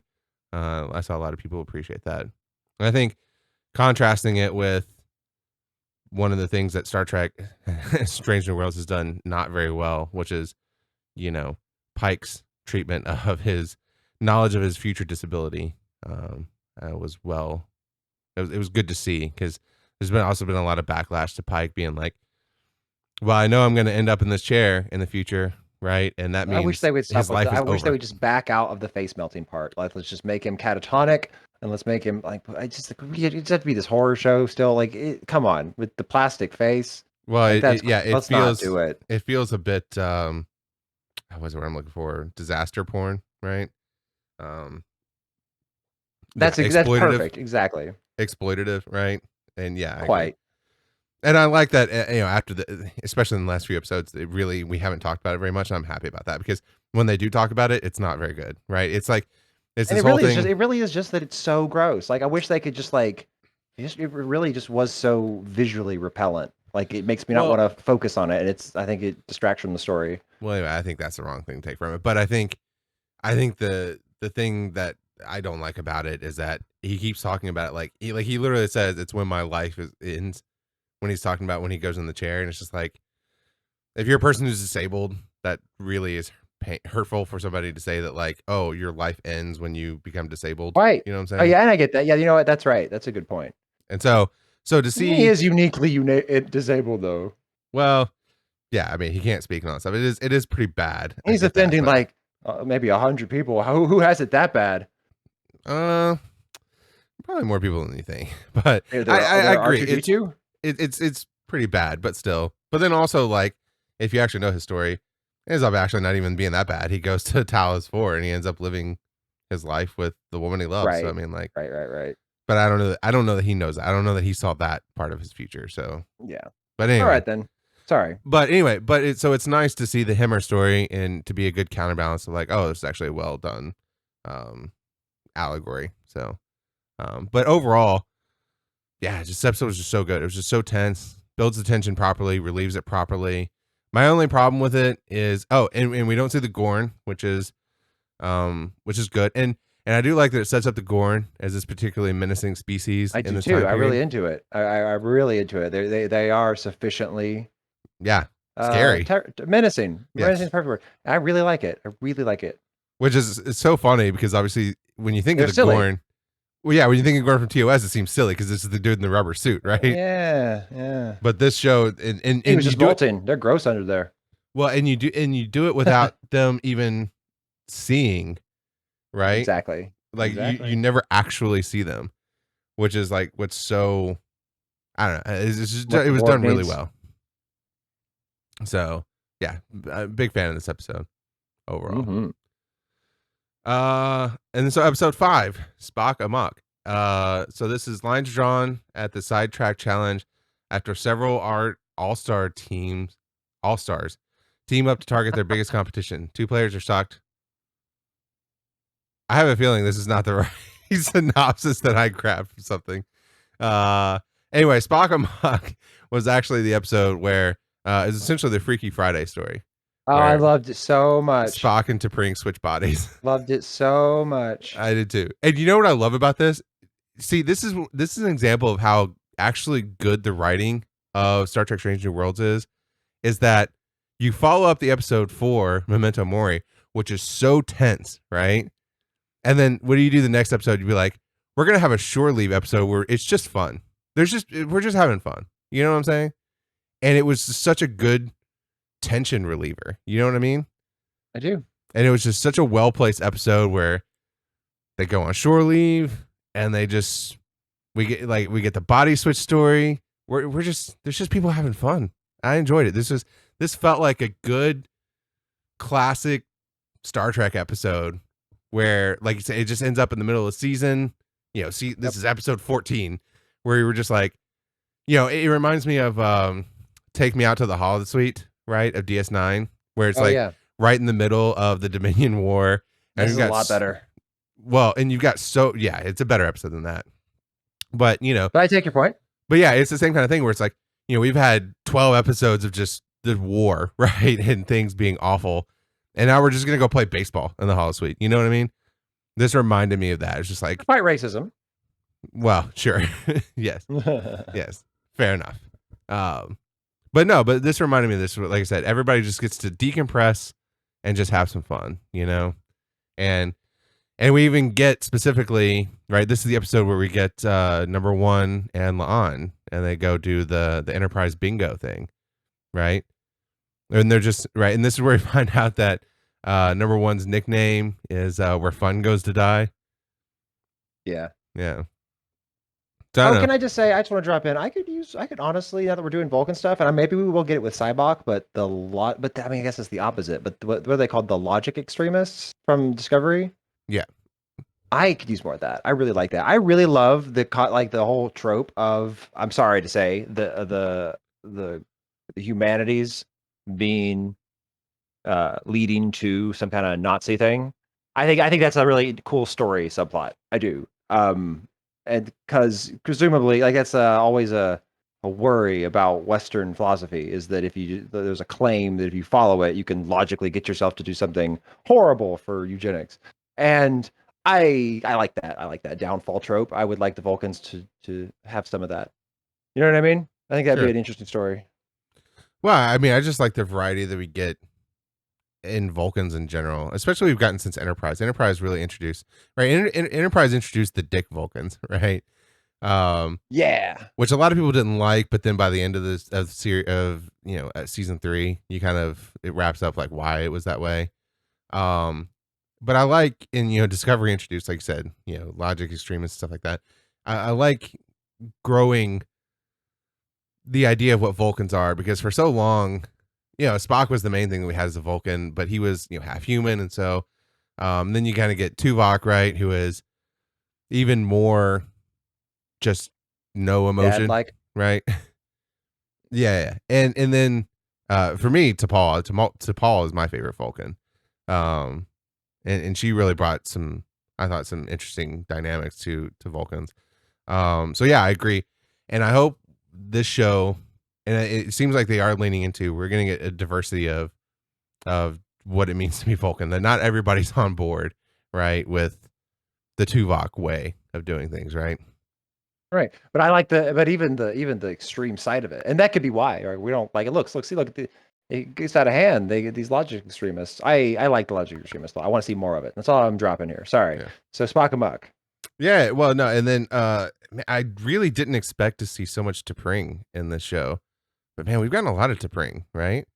And I like her. I like her. How much would you say she has? Like, what's her position on the biracial nature of Spock? Like, she's fine with it, but it seems like I feel like she paid lip service otherwise, but I think for the most part she seems pretty horrified by his human traits.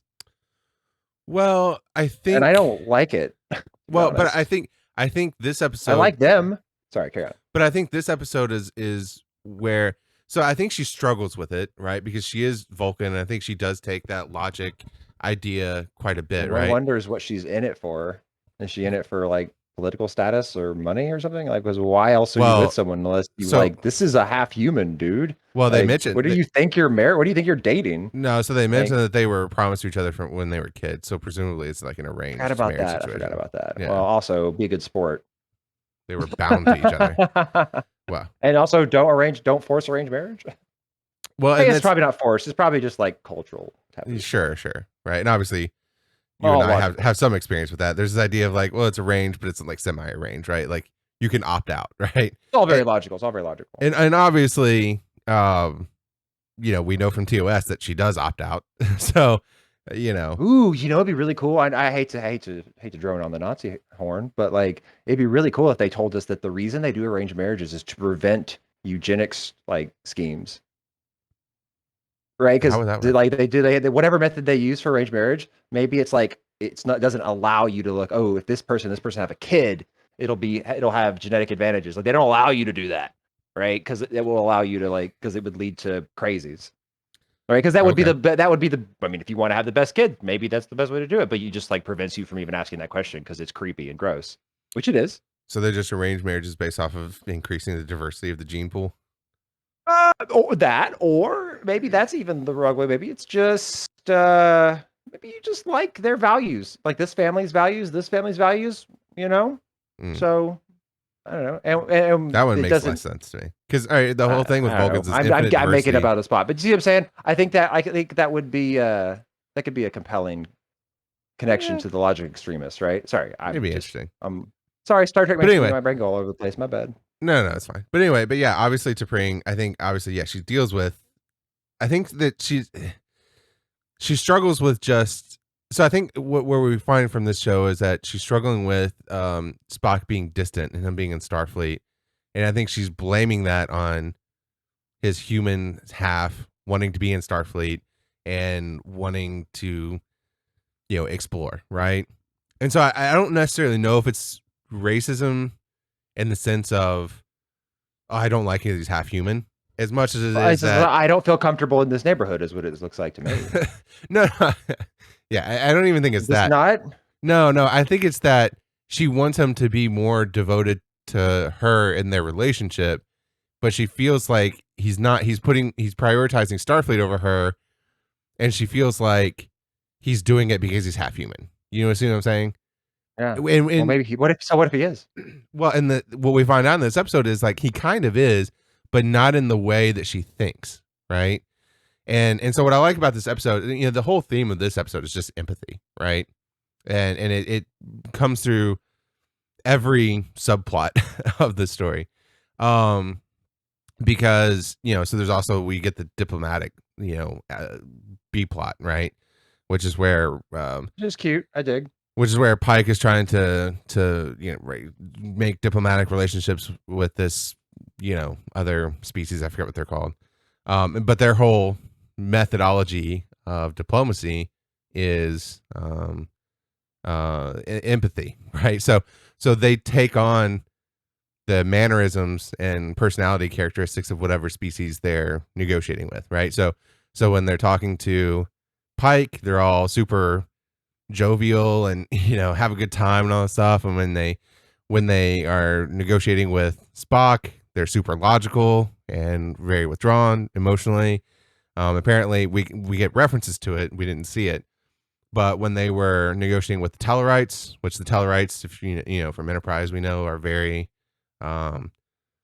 gruff. Their whole thing is they insult each other a lot. So apparently they did that, right? And they were looking for the ability of Starfleet to do the same, right? To show empathy. And that's what obviously when Pike steps up and says, "Hey, I stand behind Spock. He's a member of my crew, and he's one of the best members of my crew." And anyway, all that stuff, right? He gives one of his captain speeches that I like. That shows to that species that, hey, Starfleet also has empathy, and so we can trust them and we can join the Federation, right?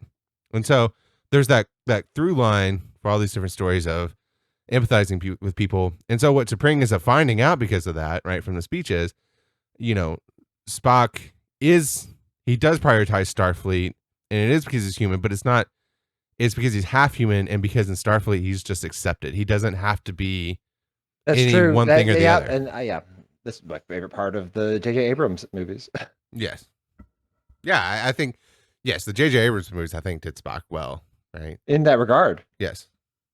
And so I think we get kind of the same thing here. And so yeah, and then obviously we get some side story stuff with like I said, Nurse Chapel. We get more with her and Spock, asking for help. We get some side story about her obviously not wanting to commit to relationships. So I don't know. How you feel about Nurse Chapel so far? I really like her. I guess we're getting a lot more of Spock's relationship stuff than I thought we would, but okay, I'm fine with that. It doesn't bother me. Yeah, and obviously, yeah, I know you're not that familiar with TOS. I'm not either. I haven't watched all of it. I've gotten through most of season 1. And then I've seen bits and pieces of seasons 2 and 3. But one of the through lines of TOS is Nurse Chapel being in love with Spock. Is that really a thing in TOS? Yeah, yeah. Huh. So Nurse Chapel was played by Majel Barrett, who also played number 1. But she played Loxana Troy. It was obviously Gene Roddenberry's wife. Yes. And yeah, so she played Nurse Chapel. And yeah, there's like she was so thirsty for Spock in TOS. It was crazy. And so, we're getting the beginnings of that here in this show. So, but I love Nurse Chapel. I love the actress Jess Bush. Great, big fan. And so, but yeah, and so we start to see her, giving advice and to Spock and kind of the birth of that relationship. So, anyway, lots of good fun Subtly stuff. undermining it. Do what? Subtly undermining it. Undermining what? Spock's relationship is the joke. Oh, undermining his relationship with T'Pring because she likes him. Yeah. Well, no, I feel like in this episode she did a pretty good job. Of course not. Of course not. She gave good She's advice. Starfleet. She wouldn't do that. Well, she's not Starfleet. But it looks bad. Looks bad to be giving relationship advice when you like somebody. So just to be clear, Nurse Chapel is As an not ethical Starfleet. matter, I don't approve. Just to be clear, Nurse Chapel not Starfleet. Oh. She's on the Enterprise, but she's a civilian. They mentioned it in episode 1. Well, fair enough. She can be as deplorable as she likes. Sure. All right, and then we get episode 6, Lift Us Where Suffering Cannot Reach. Synopsis: a threat to an idyllic planet reunites Captain Pike with the lost love of his life, which I'm already have a problem with that because the lost love of his life was what's her name from Talos 4 from the pilot. But anyway, to protect her and a scientific holy child from a conspiracy, Pike offers his help and is forced to face unresolved feelings of his past. How'd you feel about this episode?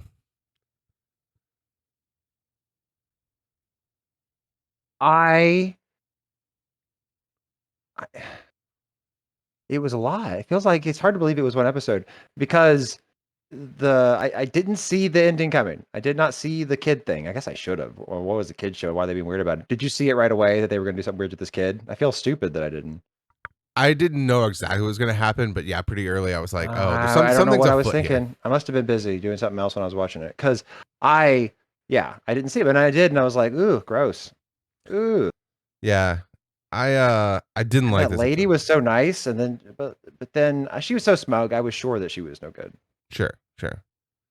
Yeah, I didn't like this episode. This is the one episode of the season that I didn't like. It didn't work. I still for me. quite liked it. For the record, but carry on.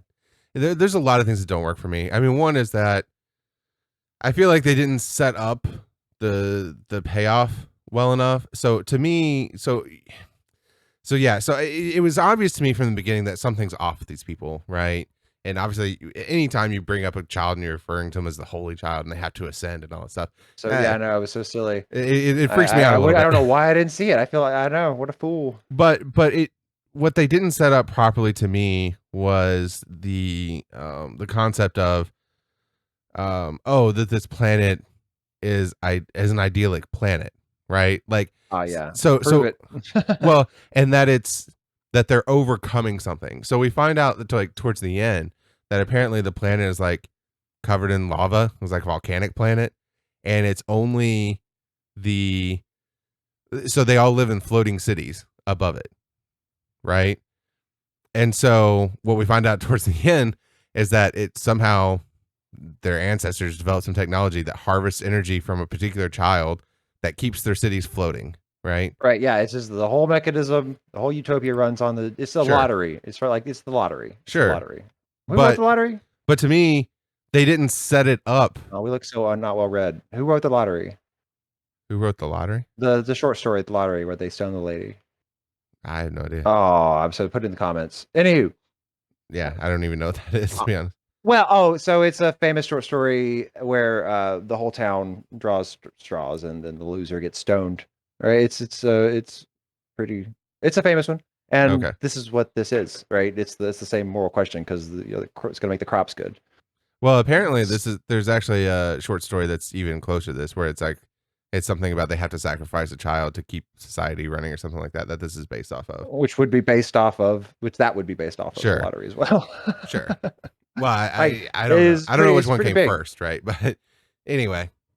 But yeah, so I mean, I feel like they didn't do a good enough job setting up at the beginning that that there's this planet who is that it's idyllic and oh by the way, it's right? Like these cities are all floating above this hellscape, right? Oh, and I know why they did it. I figured out why the inventors of all this stuff made it that way with the kid. Would you like to know? Well, sure. It's also the answer is found in Orville. It's because whoever put it together said, "Oh, the world's gonna be perfect after this, after we set this whole thing running." But I need to remind them. We need to remind them of that they're trash. That their family is This whole trash. family's trash. No, it's like it kind of is that. It's like you could be the most perfect society, but we're gonna make sure that you have to do something awful to remember that you're trash. That's what it felt like. Yeah. Anyway. Yeah, so anyway, I mean, I feel like the structure of this episode is a little off. Like I said, I feel like they didn't set that stuff up well enough.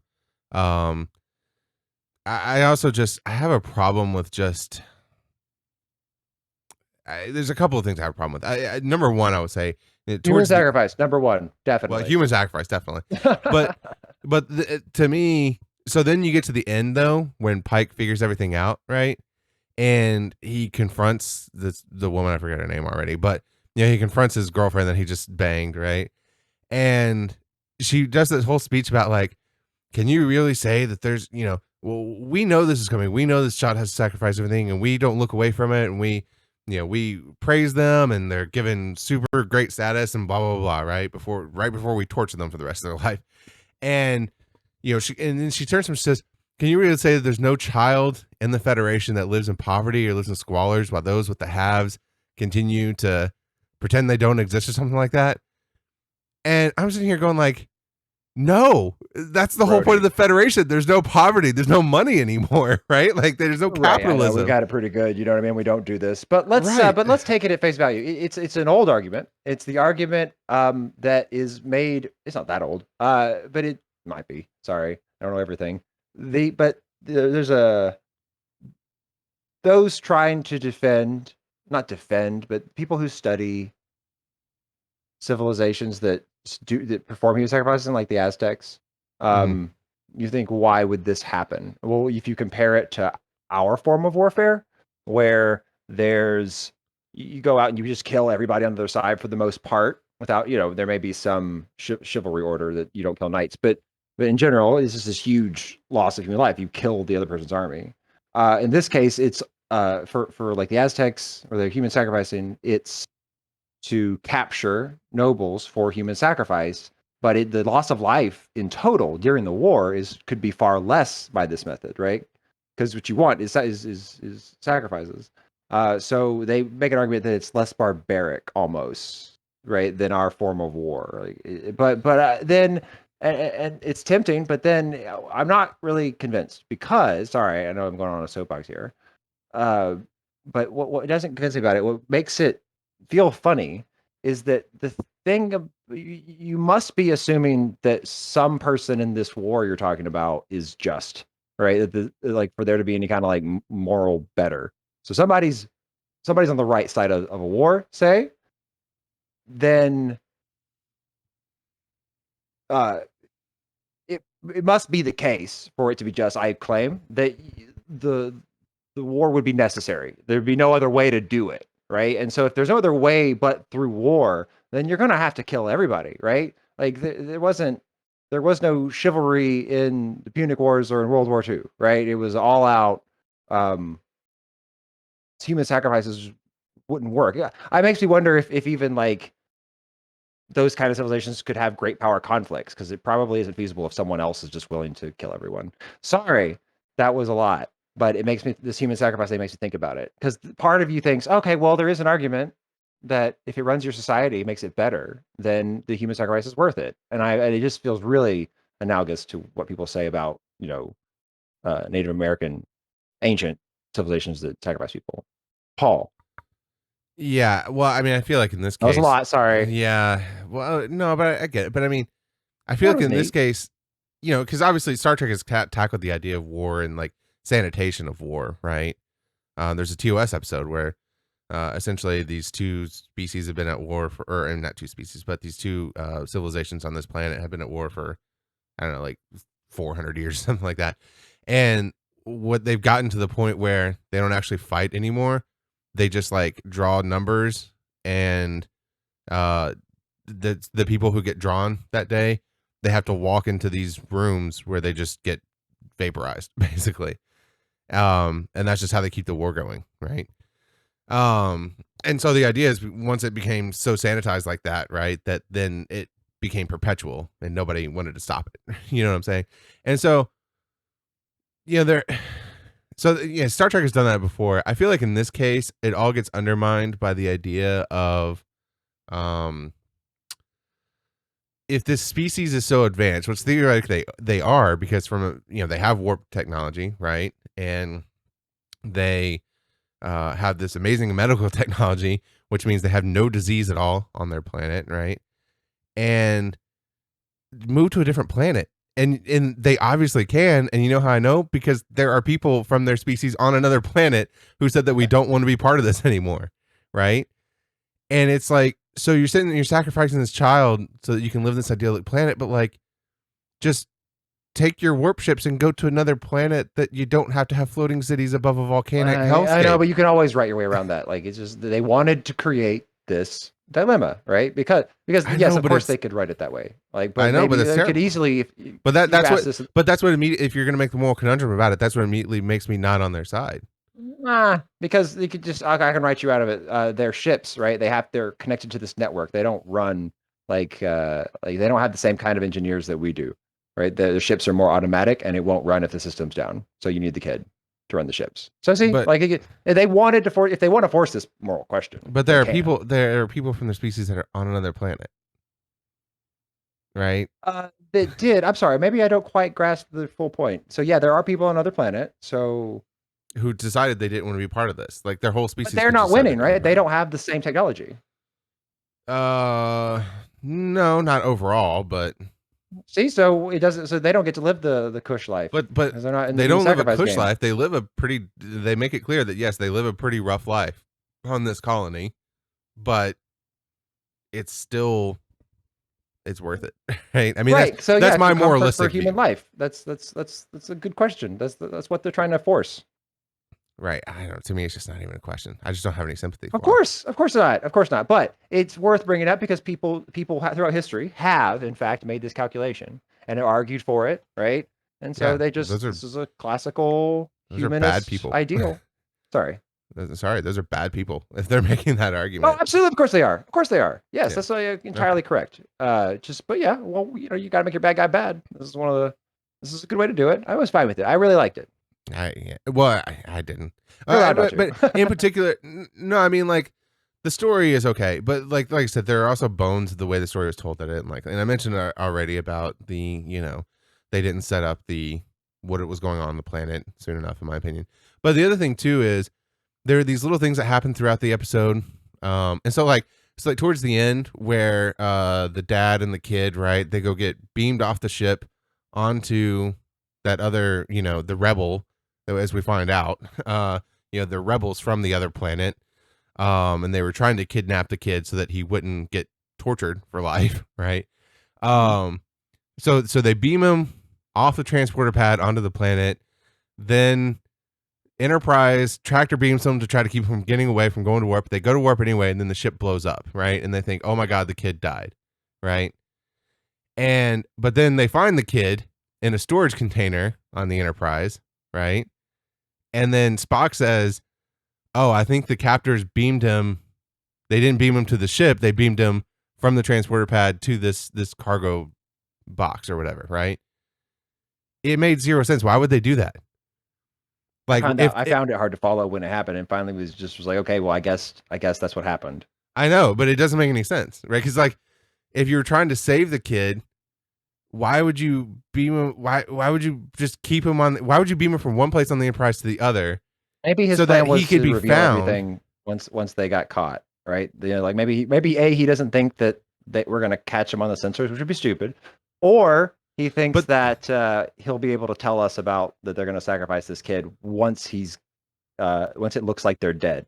Because now there's no moral conundrum, right? Because if the other side knows, right? If the main planet knows that the kid is still alive and it was all fake, it's one thing. But if they don't know, and then Pike has to decide whether to tell him, right, that actually the kid's alive, or they could just it costs nobody anything now because the kid's dead. He could just go into adoption at the Federation.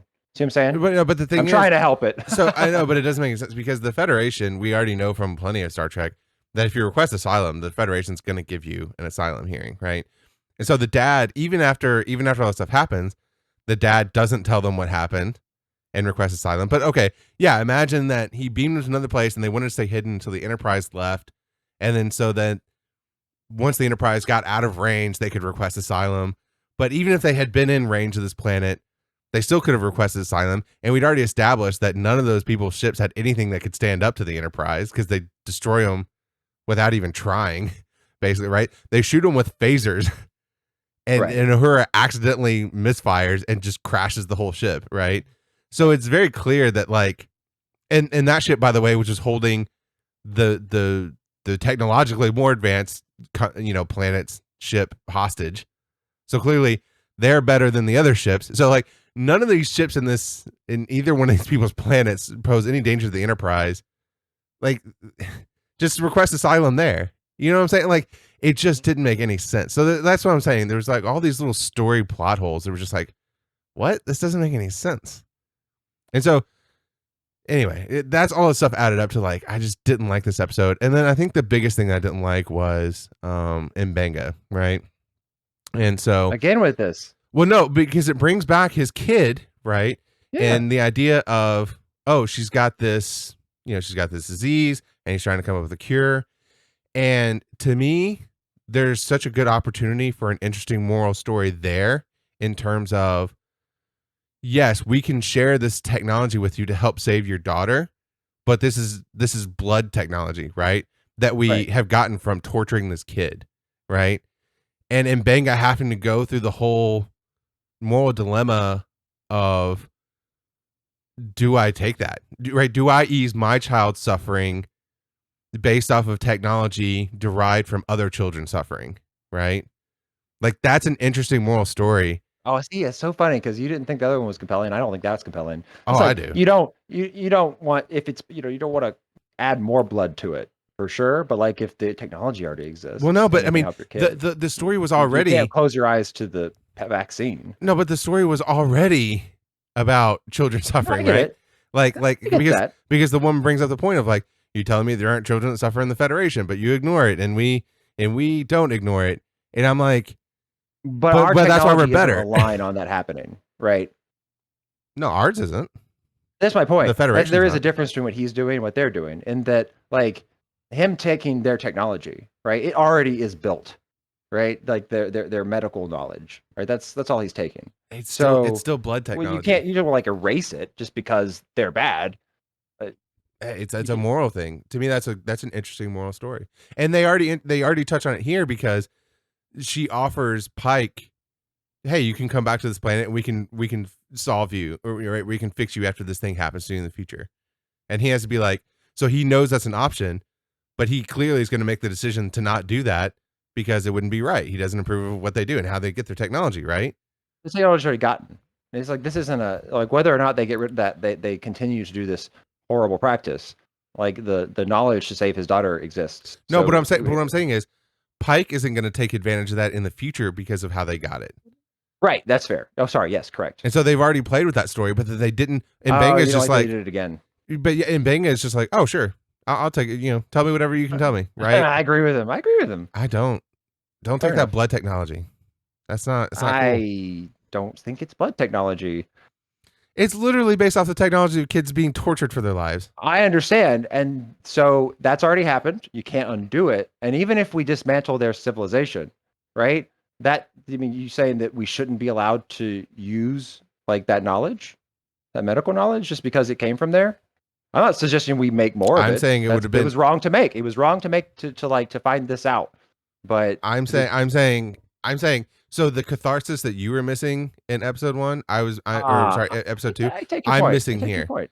Yeah, I take your There's point. 2 things I would have liked to have seen. One is then Benga to be like, no, I'm not gonna ease my child's suffering off the backs of all these other children that you made to suffer to get this technology. He didn't because that's dumb. I'm kidding. Go ahead. I disagree. I think that would have been I good.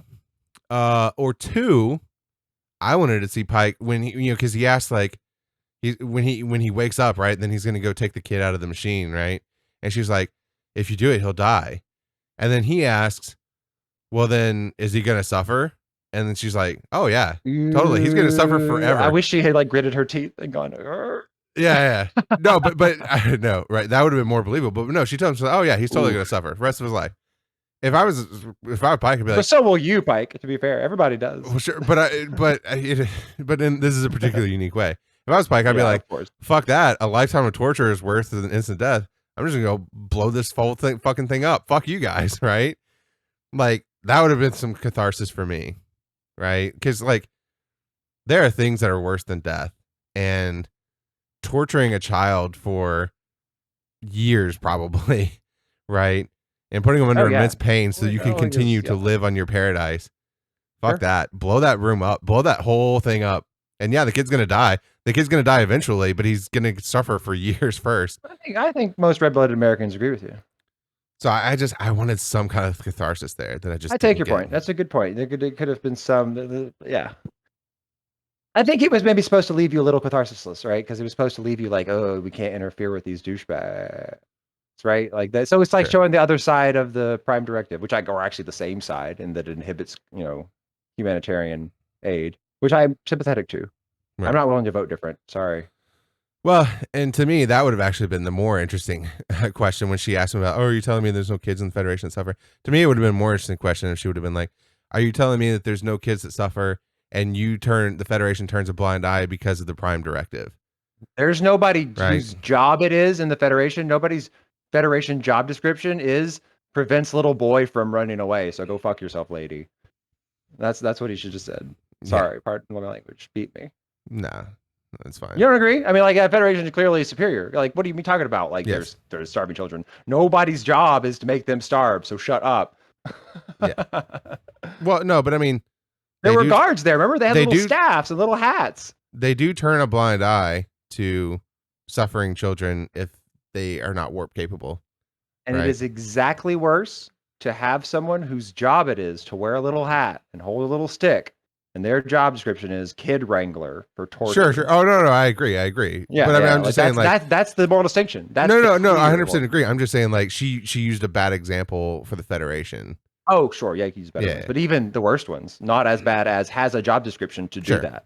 Sure, 100% agree. Yeah. Like maybe you're like, oh yeah, maybe I stole this. But you're the thief. Your job is your job is thievery. Well, yeah. What I'm saying is like she says, like, are you telling me no kids in the Federation suffer from poverty? Like his answer should be like, no, there are no kids. That's the whole point of the Federation, right? But that would have been funny too. Nah. Yeah.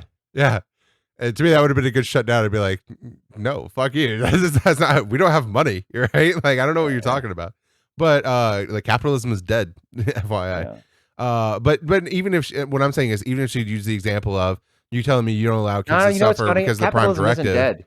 Capitalism isn't dead. It's friendly. It's friendly there because it's just you have a shop. It does better. You get more customers. Like, but it's not like you're going to starve if Cisco's dad isn't going to starve if his restaurant fails. That's not what capitalism is. You see what I'm saying? That's not what capitalism is, though. So, capitalism is sports in their world. Okay. Anyway, that's not really what capitalism is. But anyway. But my point is, even if she used the It example is of what like, capitalism is. it's not. It's literally not. But anyway, It literally is. all right. Anyway, we can talk about it some other time. It is because But isn't companies competing like in a like to the one that has an advantage has is more no, likely to capitalism is survive. literally about the generation of capital investment, right?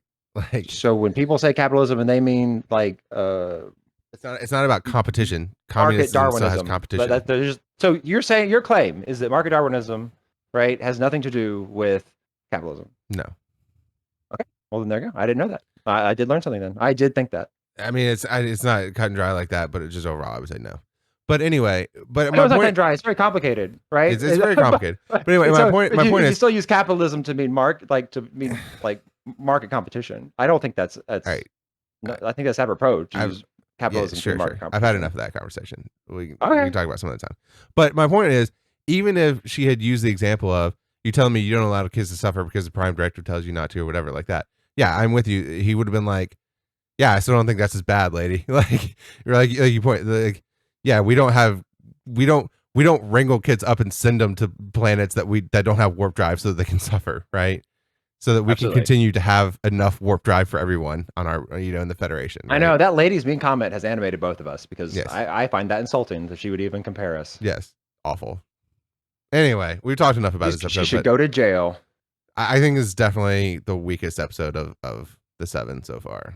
So, I hate to say it, but I do think I feel that way about the second one, the comet.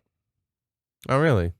Yeah, I was just like, oh, actually, it feels very much It's like the the second reveal week's from episode. Star Trek 4 that the ship's there to talk to whales, and that's cute. It's cute that we did that. I get it, but like, I don't need us to be the wandering colonialists every time, you know. And that's what it's very much portrayed as, is that oh, we wandered into this land we have no business in, and actually, it's really complicated in this giant rock, and we've seen a bajillion rocks, and it looks just like a rock, but this one you're actually, you're messing with a living thing. You've been really insensitive here. I found it felt that way to me.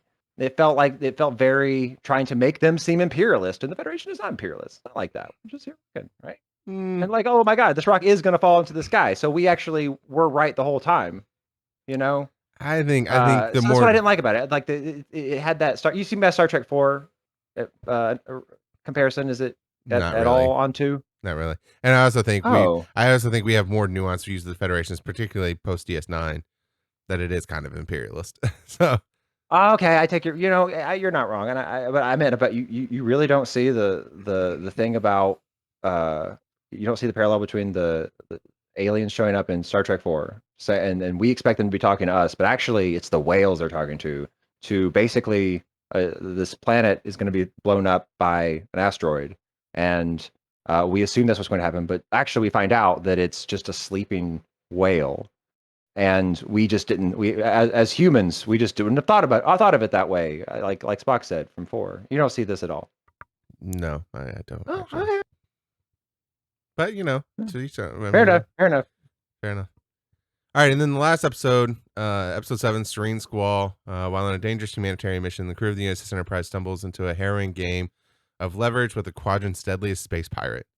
I really Uh, really liked it, but I just want to say I want a punctuation mark episode 6 that like it's funny because you were saying that it's your least favorite and 2's my least favorite. Well, it's funny, we disagree the most about it, so what we agree on is most of the episodes, right, sure, are yes. good, so it Yeah, gets good. most of the I think it's episodes are good good. Star Trek. I think it's really good Star Trek. It Carry is on. good Star Trek. Yes. So anyway, Serene Squall, the latest episode. I also really like this episode. I thought this was like this felt like a classic Star Trek episode too, like a almost more like a classic TOS episode than more than anything else. It just the ship gets taken over. We have to figure out our way out of it, right? We get the turn of like, the this person who we thought was our friend turns out to be a villain, right? I just thought the whole thing was pretty good. How'd you Oh feel? yeah, I really liked it. I Oh, and feel funny about the villain. Um, just heads up. This wasn't obvious to me at first, but the villain, I forget what the name is. They come Captain Angel, right? right. Non-binary, uses they them pronouns. Just FYI. I wondered, but it felt rude to ask. But yeah, that's cool. Fair enough. Sure. I feel funny about her though, not like because of that. Just I don't know something about like the way she would she switch to evil. They. It felt real forced, right? I don't know. I feel bad because I'm not an actor. I don't know what tips to give her, but I liked her though. I liked the enthusiasm. I did. I really enjoyed her character. See more. They. Just They. it felt. I Well, had so trouble connecting what she had done with who she was. I suppose. just again, they. Oh, Right. I'm so They them sorry. You pronouns. are right. They. But it's also Apologies. weird because the actor themselves is non-binary but uses she her pronouns, so it's a little anyway. Oh, my So if you mistake. talk about They. the Carry on. actor, it's she, but anyway. So but the character is they. Yeah, I mean, I think and to me, I had to look at it because it was not obvious. I guess I missed it when it didn't it didn't stick out to me that they were using non-gendered pronouns with them. So, but they are. So, but yeah, I agree. I thought the turn was a little sudden. Um, but overall, I mean, I think both characters, right, when they were good, and then when they turned to being the villain, I thought the actor played them both very well, right? Absolutely. It was very But consistent. we're both idiots because we were both sitting there thinking like, oh well, it seems like they're having a romantic thing.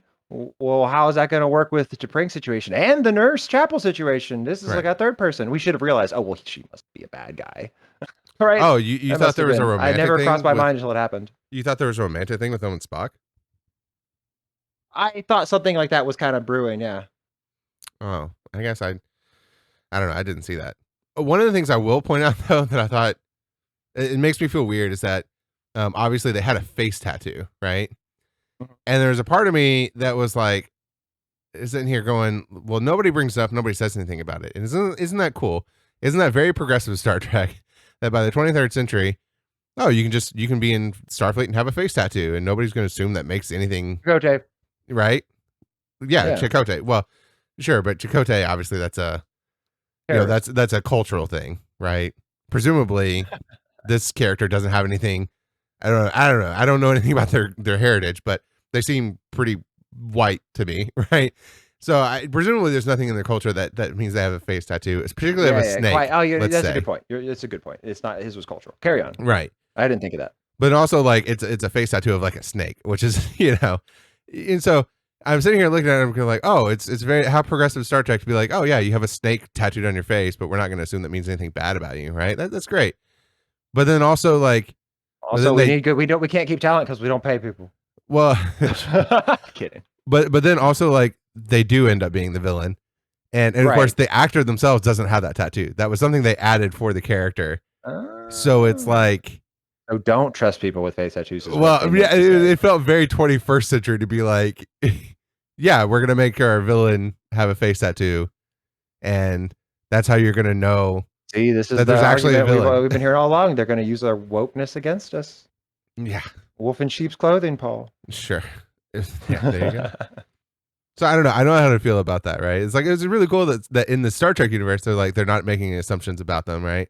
But then like Right. in the real universe, we had to add a face tattoo so that when they make the turn to become a villain, oh, we should have seen it coming the whole time, right?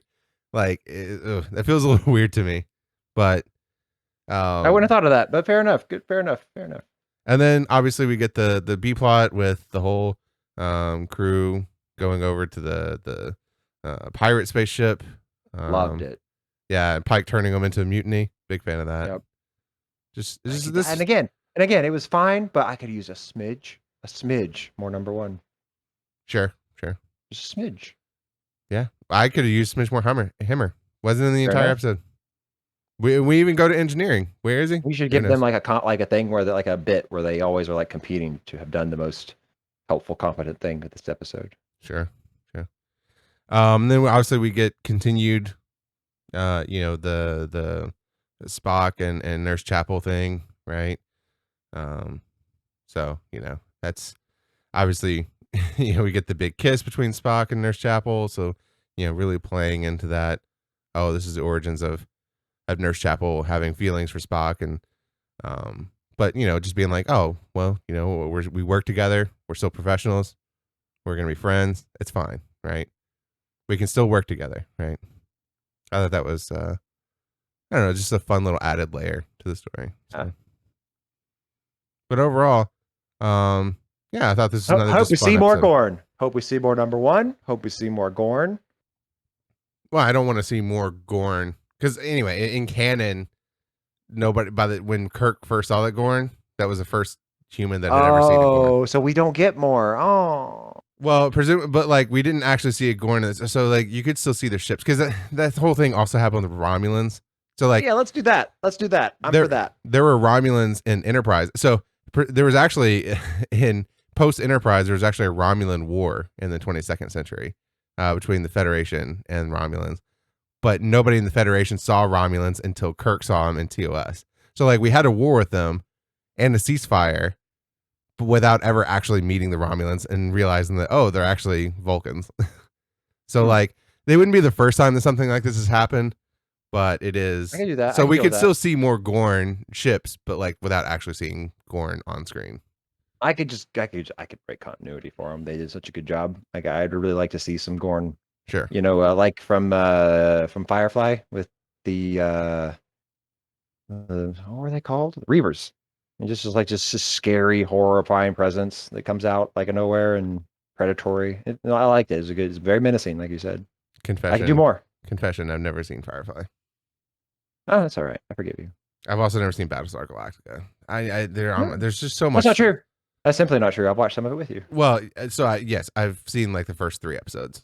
I haven't seen. You the whole just series, chose. You've never chosen to finish. That's all. Yes, I keep meaning to, but there's It's just so much. bad. There's so much stuff to watch. That's the problem. I know. Yeah, quite. I still haven't even watched the first 2 episodes of For All Mankind for season 3. Right? So go do that. I'm gonna go do that now. I'm gonna go do that right now. I need to watch that now. I need to finish. There's another episode of Obi-Wan that I need to watch. Yeah. I still actually have the last 2 episodes. We'll have Obi-Wan next week, I guess. Yeah. Oh yeah, next week is the last episode. And we'll do the next episode. We'll do episode 8 of 100%. Strange New Worlds. But overall, Strange New Worlds season 1, first 7 episodes. 10 out of 10. Yeah, it's been a great start. 10 out of 10. Love it. Keep going. I don't want to, as we talked about with Discovery, I don't want to bash Discovery well, I will bash Picard. You go listen to our review about that. But Discovery is likable. It's not perfect, but there are lots of things I like about it. It's controversial. It's fun. Do what? I like that it's controversial. Good for it. Sure. But this feels like coming home. It feels like comfortable Star Trek, and I'm of 2 minds of that. It does. It is incredibly nostalgic in a good way. Right. And I have a problem overall with, I feel like too much modern culture and media is about nostalgia. It kind of bothers me. Life's hard. And so nostalgia makes it better sometimes. But in this case, I will say that it overcomes it because it's just well written, right? And you know what the ironic part of this is? So the show creator and showrunner for Star Trek: Strange New Worlds is Akiva Goldsman. Do you know what else he was showrunner and writer of? I do not. Star Trek Picard season 2. Wow. Actually, technically, Terry Matalas was showrunner of season 2 and 3 of Picard, but he said that he laid out the story for season 2 and wrote the first few episodes and then handed over to Akiva Goldsman. And so anyway, Akiva Goldsman wrote most of season 2 of Picard. But I looked it up, and to say the least, Akiva Goldsman has a bit of an interesting track record. So it kind of makes sense. So he's most known for, he wrote Cinderella Man with what's his name? Russell Crowe, about the boxer. I like that movie. Yes. He also wrote the screenplay for A Beautiful Mind, also with Russell Crowe. Yeah, I only watched it once. I don't think I'm gonna watch it again. But it was, I guess, it's good. Yeah, I liked it. On the other side, he also wrote he also wrote The Client, which was Gene Hackman and Tom Cruise. It's from the early 90s, based on a John Grisham novel about lawyers. So anyway, so he's obviously written some really good stuff. On the other hand, he also wrote Batman Forever and Batman and Robin. So yeah, so it kind of makes Checkered. Yeah, it kind of makes sense that he could go one way or another. So yeah. I will actually defend Batman Forever. I think that's it's not a horrible movie. But Batman Robin. Lonely Hill though. Do what? It's a lonely hill though. Sure. It's really hard to defend Batman and Robin though. He also wrote I, Robot and I Am Legend. So 2 Will Smith movies. Don't like either of those because they're both based on really good things. And they Uh, are not good. well, so I, Robot I like, but I never read the book. So I You know, understand people that read the book, it doesn't compare, so that's fine. nope, not to compare. It was so good. I Am Legend, I like. It's okay. As long as you use This is the point. well, sure, but it's okay. Well, it's okay if you use the real ending. If you use the theatrical ending, it's really bad. Yeah, But if you get the original ending, it's okay. it's a travesty. So anyway, so yeah, so Kiwi Goldsman checkered past. So hopefully he got the bad stuff out of the way with Picard, and then the rest of Strange New Worlds continues to be good because so far, big fan. God willing. All right, well I think that pretty much covers it. So, like always, like, subscribe, give your comments how you feel about Strange New Worlds. Be sure to subscribe to the podcast if you just want the audio form. Like I said, Apple Podcasts should show up in Google Podcasts and any of your other Pocket Casts, anything else you use. Not Spotify. Like I said, we're not there.